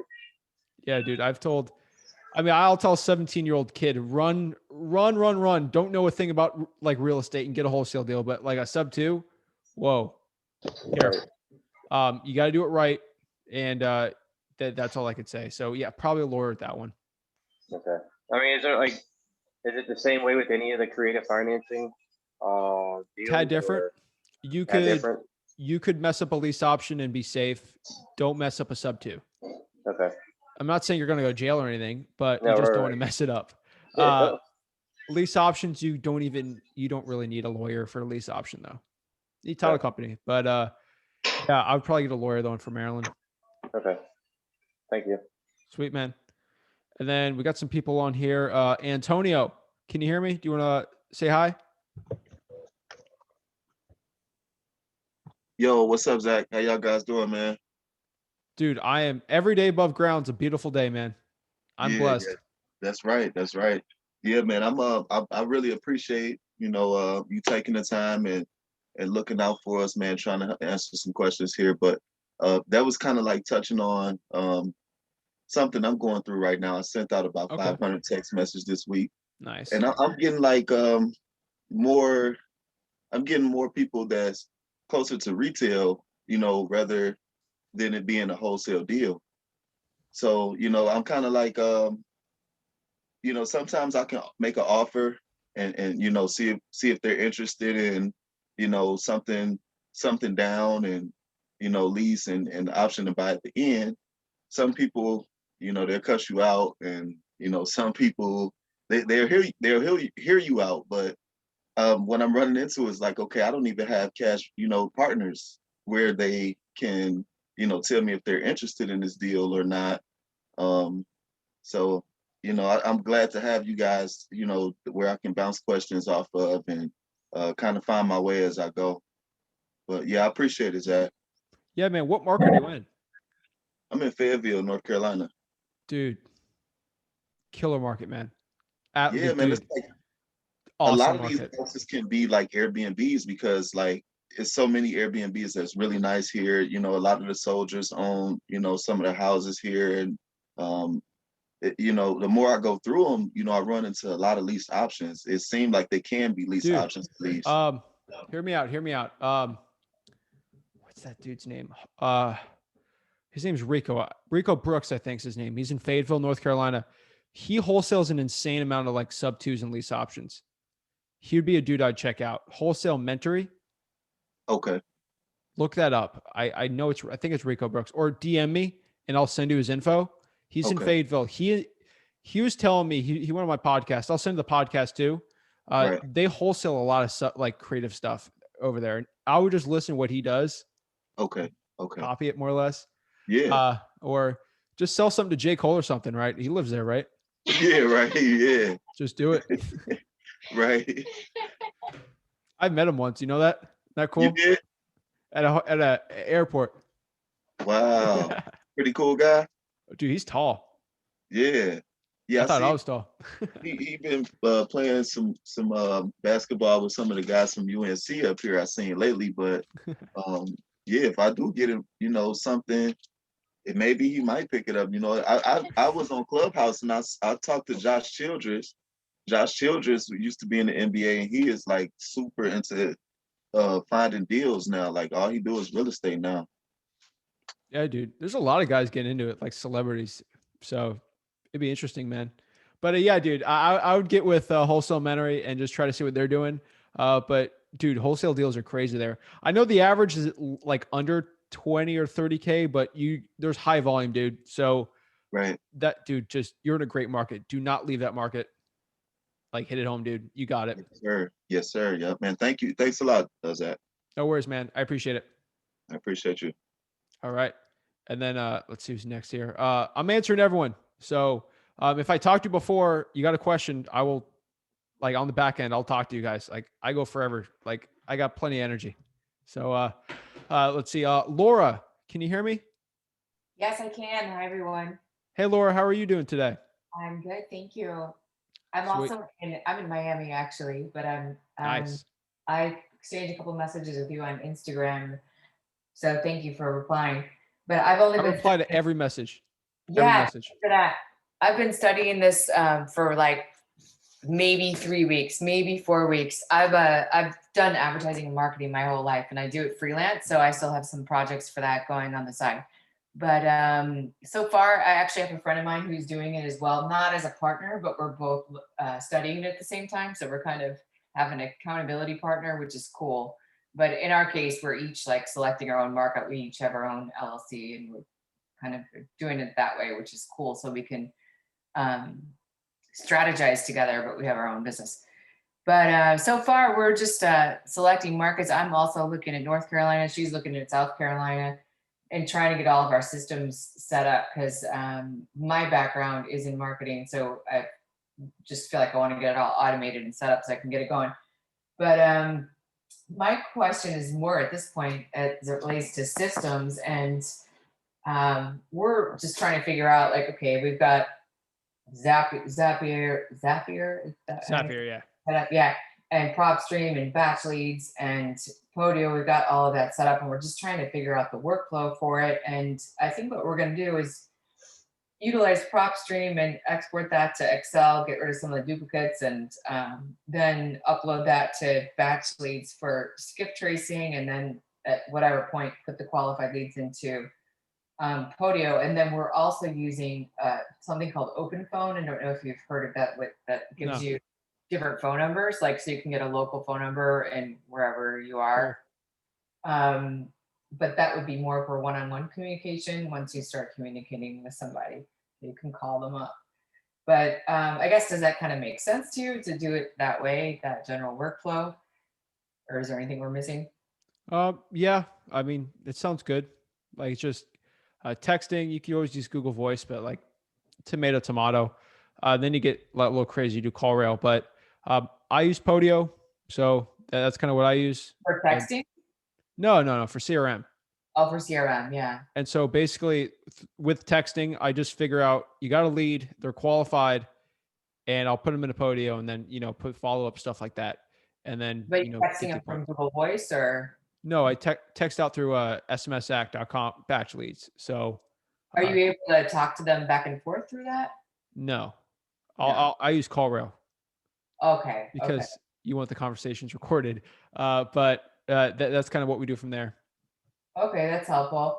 And then just one question on, we're starting to pull lists and stuff. Obviously, we're new, and on PropStream, is there ever like an instance where you would want to people would have bought their house too recently, like maybe they bought 3 months ago, so you wouldn't want to exclude them from the list because maybe they're not thinking about selling? Yes. So is this going to be for Miami or South Carolina? This is going to be for North and South Carolina. I might also look at Pasco, but I'm not doing anywhere around here. Okay. Smart move. So you could put a thing in there on PropStream, which is the last market sale date. Or length of ownership is probably my favorite one. Okay. At minimum, make sure they own the house for at least 3 years. At least 3. Okay. So it should be under 3. Yeah. And then DM me and screenshot it like before you do it if you want, and just say, hey, is this the right one? I'll answer it. It takes me, I'm getting an insane amount. I think we've doubled our subscribers in like a month or two. So the amount of messages I get little overwhelming, but I will answer every single one.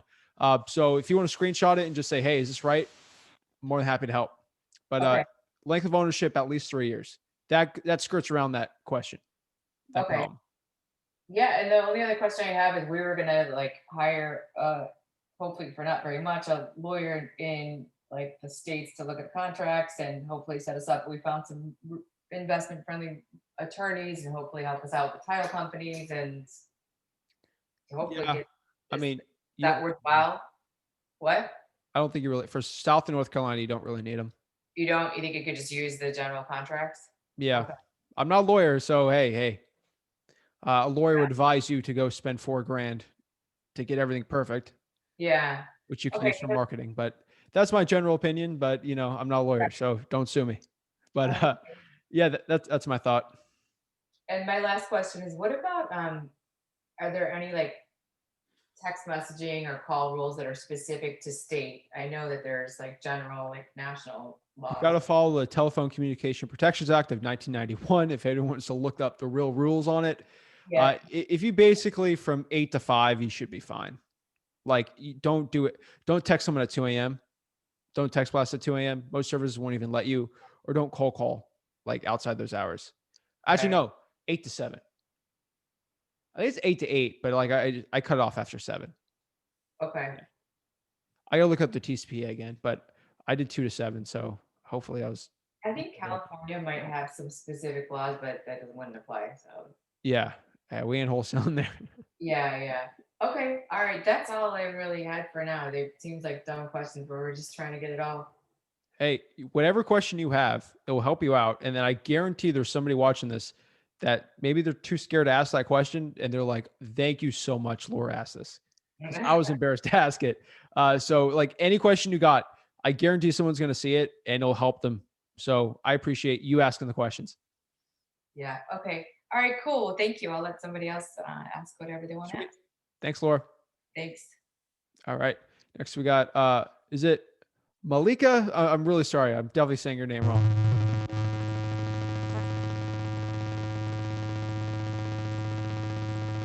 Hold on. Let me mute your thing real quick. All right. I think your thing. Oh, okay. Try to mute it, unmute it. Can you change your microphone? The thing's coming back all messed up.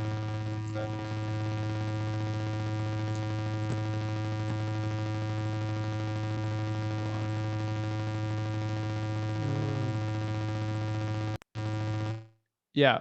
Malika, sorry. Try to change your microphone on it. It's like humming like crazy. So if you go under your microphone settings and try, or if you want, hop off the Zoom and then come back on, that'll probably fix it. And then I'll wait for you.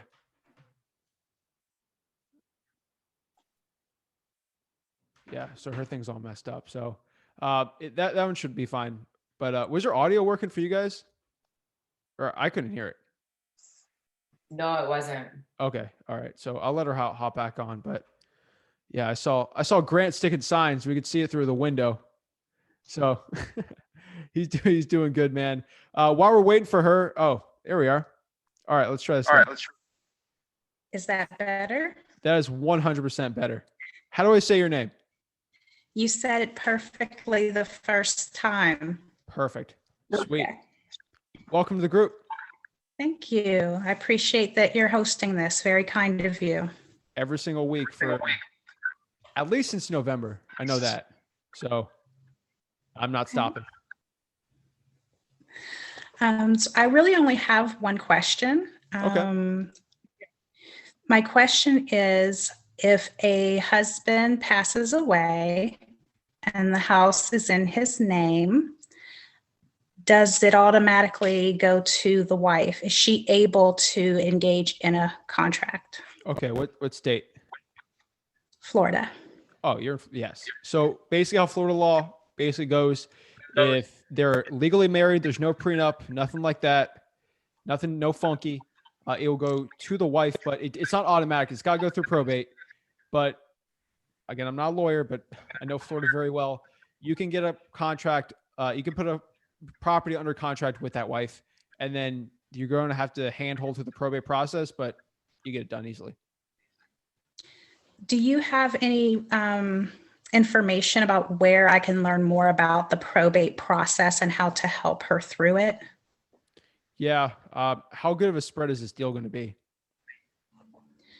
Not sure yet.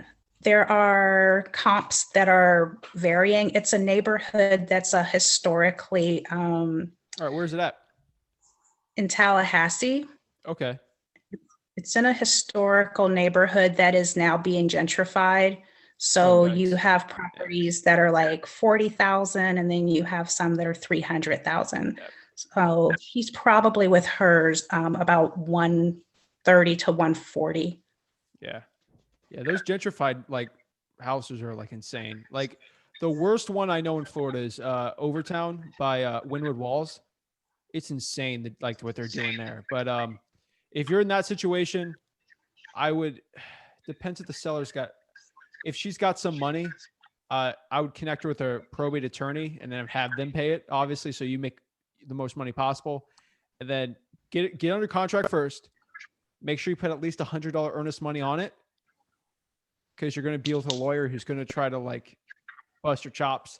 So do $100 earnest money deposit and make sure it's as smooth as possible, and then bring them to the attorney and then try to get that whole process going. It should be pretty smooth though. I appreciate that. Thank you. No worries. Got any questions? Let me know. Sweet. All right. And then do you have any more questions? All right. No, that was my only question today. Thank you. Sweet. No problem. And then we got Doug. Doug, what's up? What's up, man? Doing great, man. How are you? I'm doing all right. Sweet, man. Any questions, any comments? Like, how's Houston doing? Oh, man, it's on fire. I love it, man. Yeah, it's going good over here. Sweet, dude. Any tips on your scaling right now, or what are you working on from there? Yeah, it's just trying to get some systems in order. Look, I'm reading traction. But yeah, I mean, just trying to get some stuff in order to scale. Sweet, dude. Cool, man. Is there anything I can do to help you out? Let me know, man. Yeah, I will, man. It's just right now, it's just trial and error. All right. Pretty much. Oh, man, I've been there. Yeah, but hey, I appreciate it, dude. Yeah, man. No problem. All right. Sweet. And then next year we got Ken. What's up? Hey, can you hear me? Yeah, man. How are you? Good. How you doing? Dude, I am blessed. Good to hear it. Good to hear. You deserve it. Yeah, my question this week is, I've talked to you in the past that, I'm going to be mostly doing texting, but I think, what I'm also going to do with the limited time I have is I want to add some driving for dollars, not a whole lot. I'm not going to hire anybody and I don't have time, but I think, I'm thinking again, I'm looking at a 1 year period. And if I can add 25 per week, that'd be 100 a month. That could be 1,200 over the year, So my question to you is, I would like to also maybe pursue them a little harder than, a general texting campaign. So if I skip trace them and I don't get in touch with them, is there any way, that people do to take the next step to try to get in touch with them? Sans knocking on the neighbors' doors or something. Okay, so depending how close you are living to them, a little sticky note like this will go a long way. That's if like someone's not answering their voicemail, calls, or texts, I would put a sticky in front of their house. You'll get a call pretty quick. If you want to do crazier, put it inside the mailbox. You'll get a call very quickly. That's my best tip. Like, you can't get a hold of someone. Right. But there's nothing, no kind of service that people, after script tracing go to the next level or anything that you know of? I would do true people search and try to find a landline. Right. But that, like, if you can't get their phone number, like, the only way is to go like talk to them in person. You can, if they're older, probably not, but Facebook Messenger has been really good for us lately too. So you try to search the person out on Facebook? Oh yeah, dude. Like if I Mhm. search your name out in Facebook, you're probably going to pop up. And if I message you, you're probably going to look at it, right? Right. I mean, I'm just wondering. I mean, if you looked up Hey, Ken Lowry, you might find whole bunch of Ken Lowrys now. yeah, but how many Ken Lowrys from Long Island? All right. I guess if you could see, yeah, it depends on what security they have. Okay. Excellent. Excellent. You'd be shocked. Some people's security is like wide open. No, You no, I know message them, that. I and know. and if I messaged you randomly, like if we had Christian, if a Christian says, "Hey Ken, this is Christian. I have a really urgent question. Is it okay if you call me?" You're probably going to call that dude, right? Right. Mhm. So, like, hey, I don't like to be that guy to scare someone, but it's like, hey, that person will probably answer you, and it saves you a trip. Right. Dude, it's just getting in front of sellers, man. Get enough of All them, right. get in front of enough of them, you'll get a deal. Nice. Nice. Now can I'd like to kind of add value to the group if I Dude, can. please do, man. I think you're going to be okay with it, but of course I want to make sure. So this is a different resource. It doesn't have necessarily to do with even real estate. It's more with negotiation. Alrighty. I think in last week's call, and then maybe somebody followed up with a question about negotiation, and you recommended Never Split the Difference. Does that ring a Yeah, bell? it's a good book. Yeah. Well, I found a Facebook group and it's called Never Split the Difference. If anybody wants to search for it, it's Never Split the Difference with no spaces in between anything. But it's not, it's better than that. I joined it a while ago. Now, the guy, I think it's the guy who runs it or whatever. Once you join the group, they run all kinds of practice sessions on Zoom. I like it. For negotiation. Yeah. I mean, this one guy, Vladimir, I know they have several different ones. They have like a beginner group and a more advanced group. There's one like every day of the week. So you could jump on, like I've done it. I jumped on these calls. They were 10 a.m. on Saturday. And first you meet everybody and then he pairs you off into groups and he gives you something to practice negotiating with. And he monitors you and gives you tips. So I would definitely, suggest it to everybody here. And I'll also go to the post for this meeting and I'll add it there too. So even if Is this people, free? definitely, totally Bruh, free. You're probably going to, most likely someone's going to try to sell you stuff, but dude, that's no, great, these man. people are not, they're basically like you for negotiating. Dude.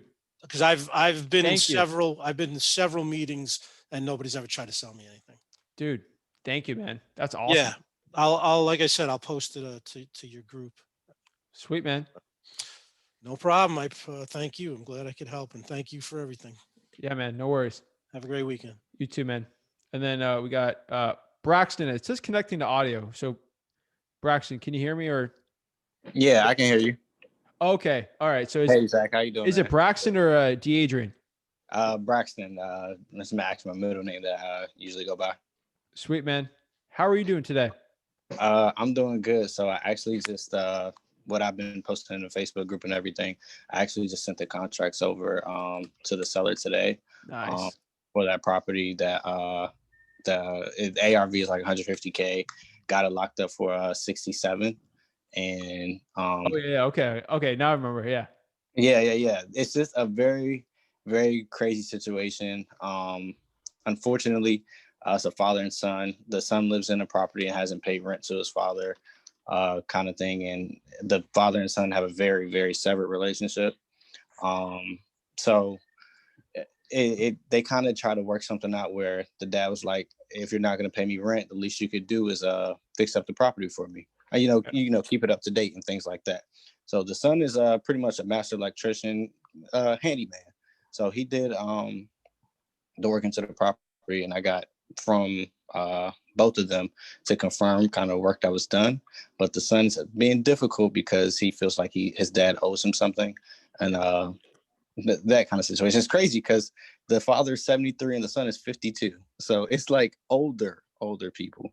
But yeah, I just went ahead and sent those contracts over for 2 properties from the same guy. And yeah, I'm hoping I know it's a problem that somebody will have to take on with having a tenant in the property. for 60 days eviction kind of thing. But I definitely feel like the discount is deep enough, and also the renovation. I really feel good. Even with if somebody needs a complete max renovation, I know there's some room left for me on this deal. Awesome, dude. How can I help you, man? Nothing. I think you've already helped me enough. Kind of just being in the Facebook group. Let me ask some questions. Those kind of things. Right now, I'm really just a solo team, and I'm getting done like 300 calls a day. And also, a question I do have you ever used, right now, I just got a national buyers market list, and it has broken down by state.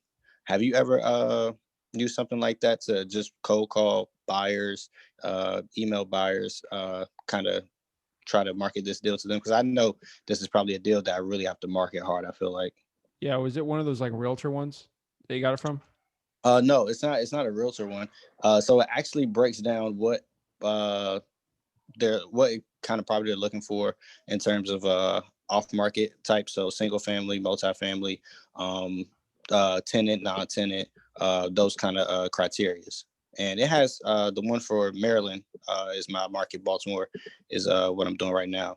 It actually has like 230 names.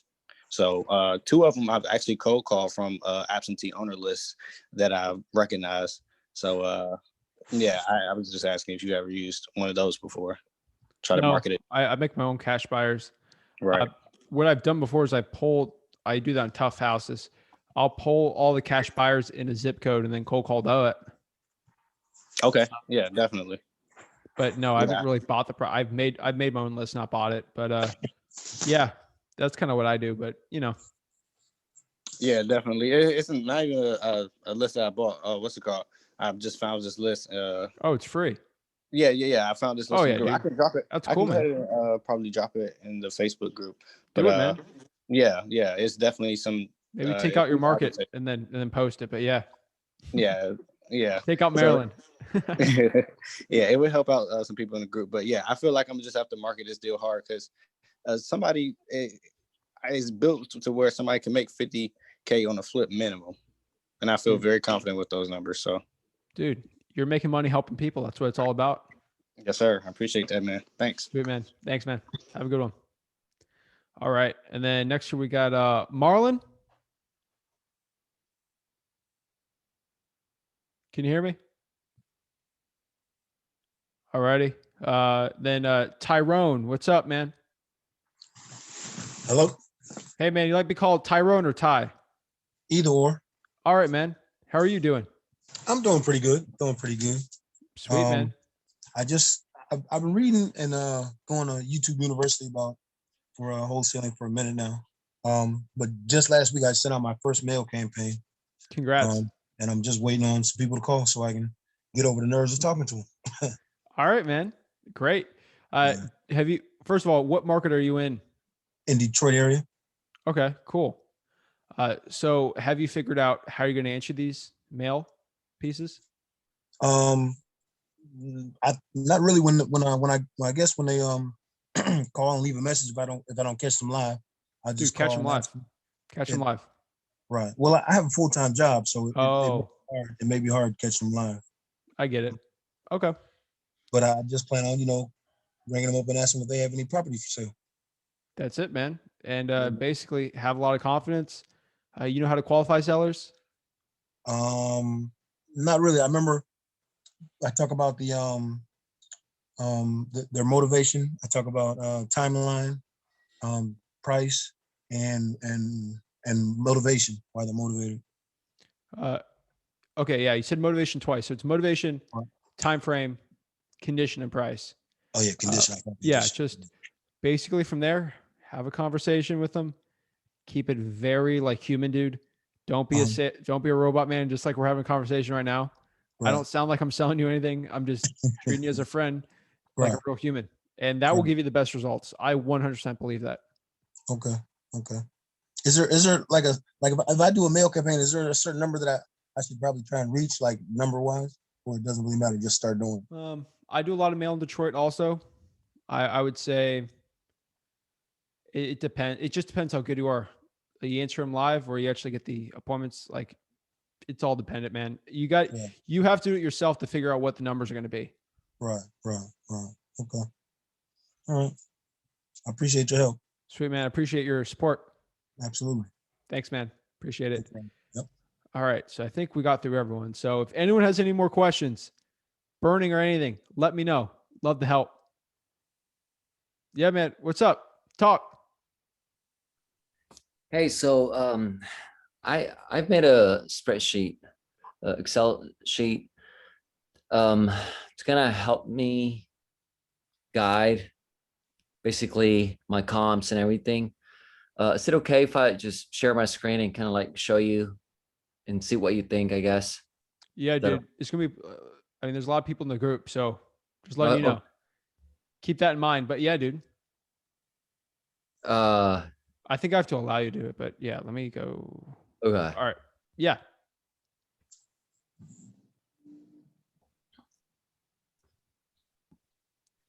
This group's for the people. All right. Okay.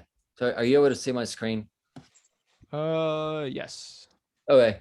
So I just basically have the property that I'm trying to put an offer to or just talk to the owner for, right? I do have my square footage. I have my 20% plus and minus for the square footage, my list price, day on the market, and just as you can see everything here. And then I have my comps here for what they're sold for. And I have just basically here my formulas to get like my average price and my average square foot. And that's how I basically get my ARV. Is that something that I'm doing okay so far? Yeah, roughly. I mean, that's pretty good. Just make sure those comps are very similar. Make sure you have you're doing good. Make sure the community, which is basically subdivision, is the same, which you have. I mean, it looks good to me. Yeah. Okay. And then I guess here in the repairs plus wholesale, is that something that it's okay I do? Dude, you do whatever it helps you out. Like, honestly, it's like, it might help you. You might like it better than me. So I would probably do whatever helps you out. I do repairs and then I just figure out what cash buyers want to pay for it, then reverse engineer it. You've heard me say it a million times. Add your wholesale fee, dude. And then anything under that is just cream of the crop, right? So yeah, man. Okay. I like it. Cool, man. Appreciate that. Because if that's your initial offer, then yeah, dude, that's great. I always shoot on my initial always to make like 40 or 50, but that's because that's my market. Okay. DFW is probably a little different. But maybe shoot for 25. I don't know. But yeah, dude, that's great, man. Got it. All right. And then just another thing. You said earlier, there's 4 things: motivation, condition, price, and I'm missing one. Yeah. Okay. So it's called qualifying the seller. So the point of this is just to see if your seller is actually going to be a good wholesale deal or not. This was coined by, I think, Russ Whitney, but I'm not 100% sure. But like some older dude in the 90s for wholesaling. But basically, it's you want to know what their motivation is, why they're looking to sell the property. Okay. Next here is you should ask about the condition. So, roof, AC, general stuff like that. Year built, you know that. And then next year's the time frame. When are they looking to sell the property? Are you looking to sell within the next month or two, or is this something you got to get done in like 6 months at minimum? Okay. And then lastly, you go with the price. Okay. And the reason why I always say that is like you're going to be having a conversation with the seller, and your mind's just going to go blank. Like, oh my gosh, what do I do now? Think of those 4 questions. Like, okay, you know what? I talked about the motivation. I did not tell them when they were looking to sell, and I just brushed the conversation through there. Hey, can I call you back? And then you call them back, set the appointment, go from there. When you say you call them back, you basically call them back to do your numbers, or you should already have them before you actually call. When I call back, I got my numbers. I got everything perfect. Like, hey, this seems like a deal. I should go meet them. Okay. Can I continue asking questions? Dude, keep it up, man. Okay, cool. So let's say that you do call them back and you set the appointments. At what point do you go and take pictures of the property? After you sign the contract or before? Or okay, so I my process basically, I'll tell you my process. So, hey, I go meet somebody at like, oh, you know, I qualify him first. I cold call, whatever. Hey, can I call you back in like 15, 20 minutes? I just got another call or something. And then I'll call him back, set the appointment, meet them at the house with the contract in hand. Again, they're already preconditioned that, hey, before I walk in here, we're ready to make an agreement, right? Yes. So I go in there, I talk to him. We have a lovely conversation about probably the Cowboys and why Dak Prescott sucks. But we'll go for there. We'll have a nice conversation, build rapport stuff. He loves trucks. We'll talk about trucks for an hour. Like I'll find a way to connect with someone, then talk about the property, and then, you know, get my offer, and then get the contract signed. From there, I'll literally get the pictures and I'll say, hey, can't wait. My partner's probably going to come by here with me or without me to go look at the property real quick, you know, within like a week or two. And then can't wait to get your property sold in like a month or whatever. And then deal's done. Okay. Questions on that? Is there anything specific that you take pictures of? Like the electrical box, the AC unit, anything specific? I heard a really good suggestion the other day. I was always taking pictures with my phone. You could do that, or you take a video and then take pictures in the video. I take pictures of all the bedrooms. Like, dude, don't be don't be a weird inspector, but like just the general stuff, like bedrooms, baths, outside picture. Nothing crazy though. Like, it's nothing fancy, man.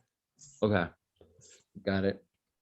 Okay, I'll please stop me if somebody else has any questions. Please stop me because I can go on. Dude, I have a lot of questions. There's no sports on. Okay, and the cool. playoffs haven't started for the NBA, so we're good. Awesome. So, okay. Let's see here. Another thing, when you're,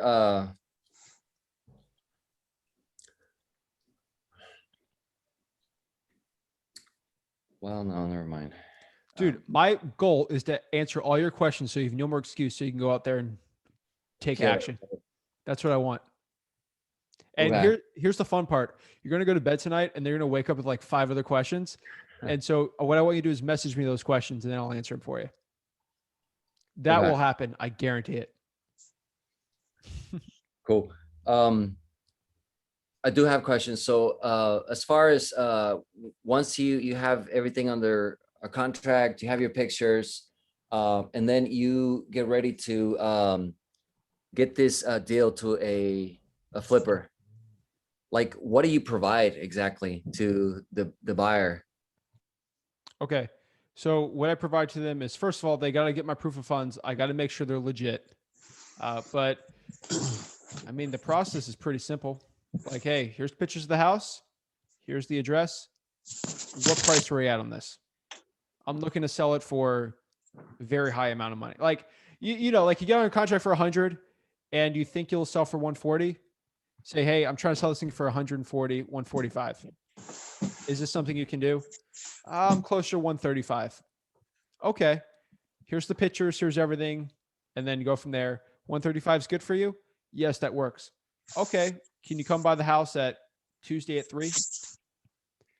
Walk them through, get your earnest money deposit, assign the deal, and get your check. All right. Make sure you use the TREC contract for Texas, though. Which one? It's called the TREC. Look that up on all the wholesaling groups. It'll pop up. That's the one contract to use over there. Texas doesn't play around with that. Okay, thank you. Now, I am asking for the proof of funds from the seller, or he's asking that from me? From the cash buyer. I should be asking for that, right? The cash buyer, yes. Cash buyer, okay. Because, dude, you don't want to be like, if you, in my opinion, if you come to me and say, Zach, can you buy my house? You got to look at me for a second and say, this kid's 21. Is he really going to be, let me see your bank account. Then I'll show him my bank account and be like, all right.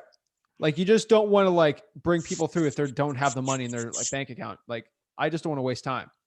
Okay. That's why I do it. And dude, don't do some crazy like JFP funding is my profile. No, give me a Chase bank account. You're an accountant, dude. You know, money talks. Right. So like if someone has a proof of funds from JPL funding, you're not a cash buyer. Okay. Show me a bank account, dude. Okay. Awesome. Thanks for that, Zach. Do you provide comps to this cash buyers or not? Not really. Do your. You just give them the address. I'm selling, dude. Here's a house. If they ask for comps, I'll give it to them. Okay. But like, I don't really do it. I mean, you can. You basically let them give them the address. They do their own homework, and then they'll get back to you, right? I treat my cash buyers terribly, on purpose. Not bad, but like, hey, this is the deal. I need it sold. If you don't do it right now, I'll give it to someone else. What do you want? Oh my gosh. Okay, yeah, we'll do it. Because if you do it the other way, like, hey, do you want to buy the? It's just scarcity and demand. Okay, I see. I like that. I like It helps, that. dude. Because cash buyers will start treating you terribly. If you don't, if you treat them nice, they'll treat you terribly. If I treat them terribly, they treat me nice. It's weird, man, but it's the truth. Yeah, it works that way in relationships too Dude, sometimes. it's just like dating, man. Yeah. Same thing with sellers, dude. If you're chasing after a seller, just like a date, probably won't be good. If you run away, sometimes they chase back. Dude, it's a yin and a yang, man. Yeah. Cool, man. Thanks for that information. I think that's it for right now. If something comes up in my head, I'll, let you know. At Flip with Rick and at Flip with Zach on Instagram. Thanks, Zach. Sweet, man. Have a good one. You too. All right. Anyone else got any questions before we hop off here? All righty. Sweet, man. I appreciate you guys hopping on here. Hope you guys have a great Easter. And if you don't celebrate Easter, have a great holiday. But I appreciate you guys. I will be on here every Friday, 6:15 p.m. Wholesaling Houses for Real Facebook group. Largest real estate wholesaling mastermind in the country. I appreciate you guys so much. You guys mean the world to me. Thank you so much. Have a blessed one.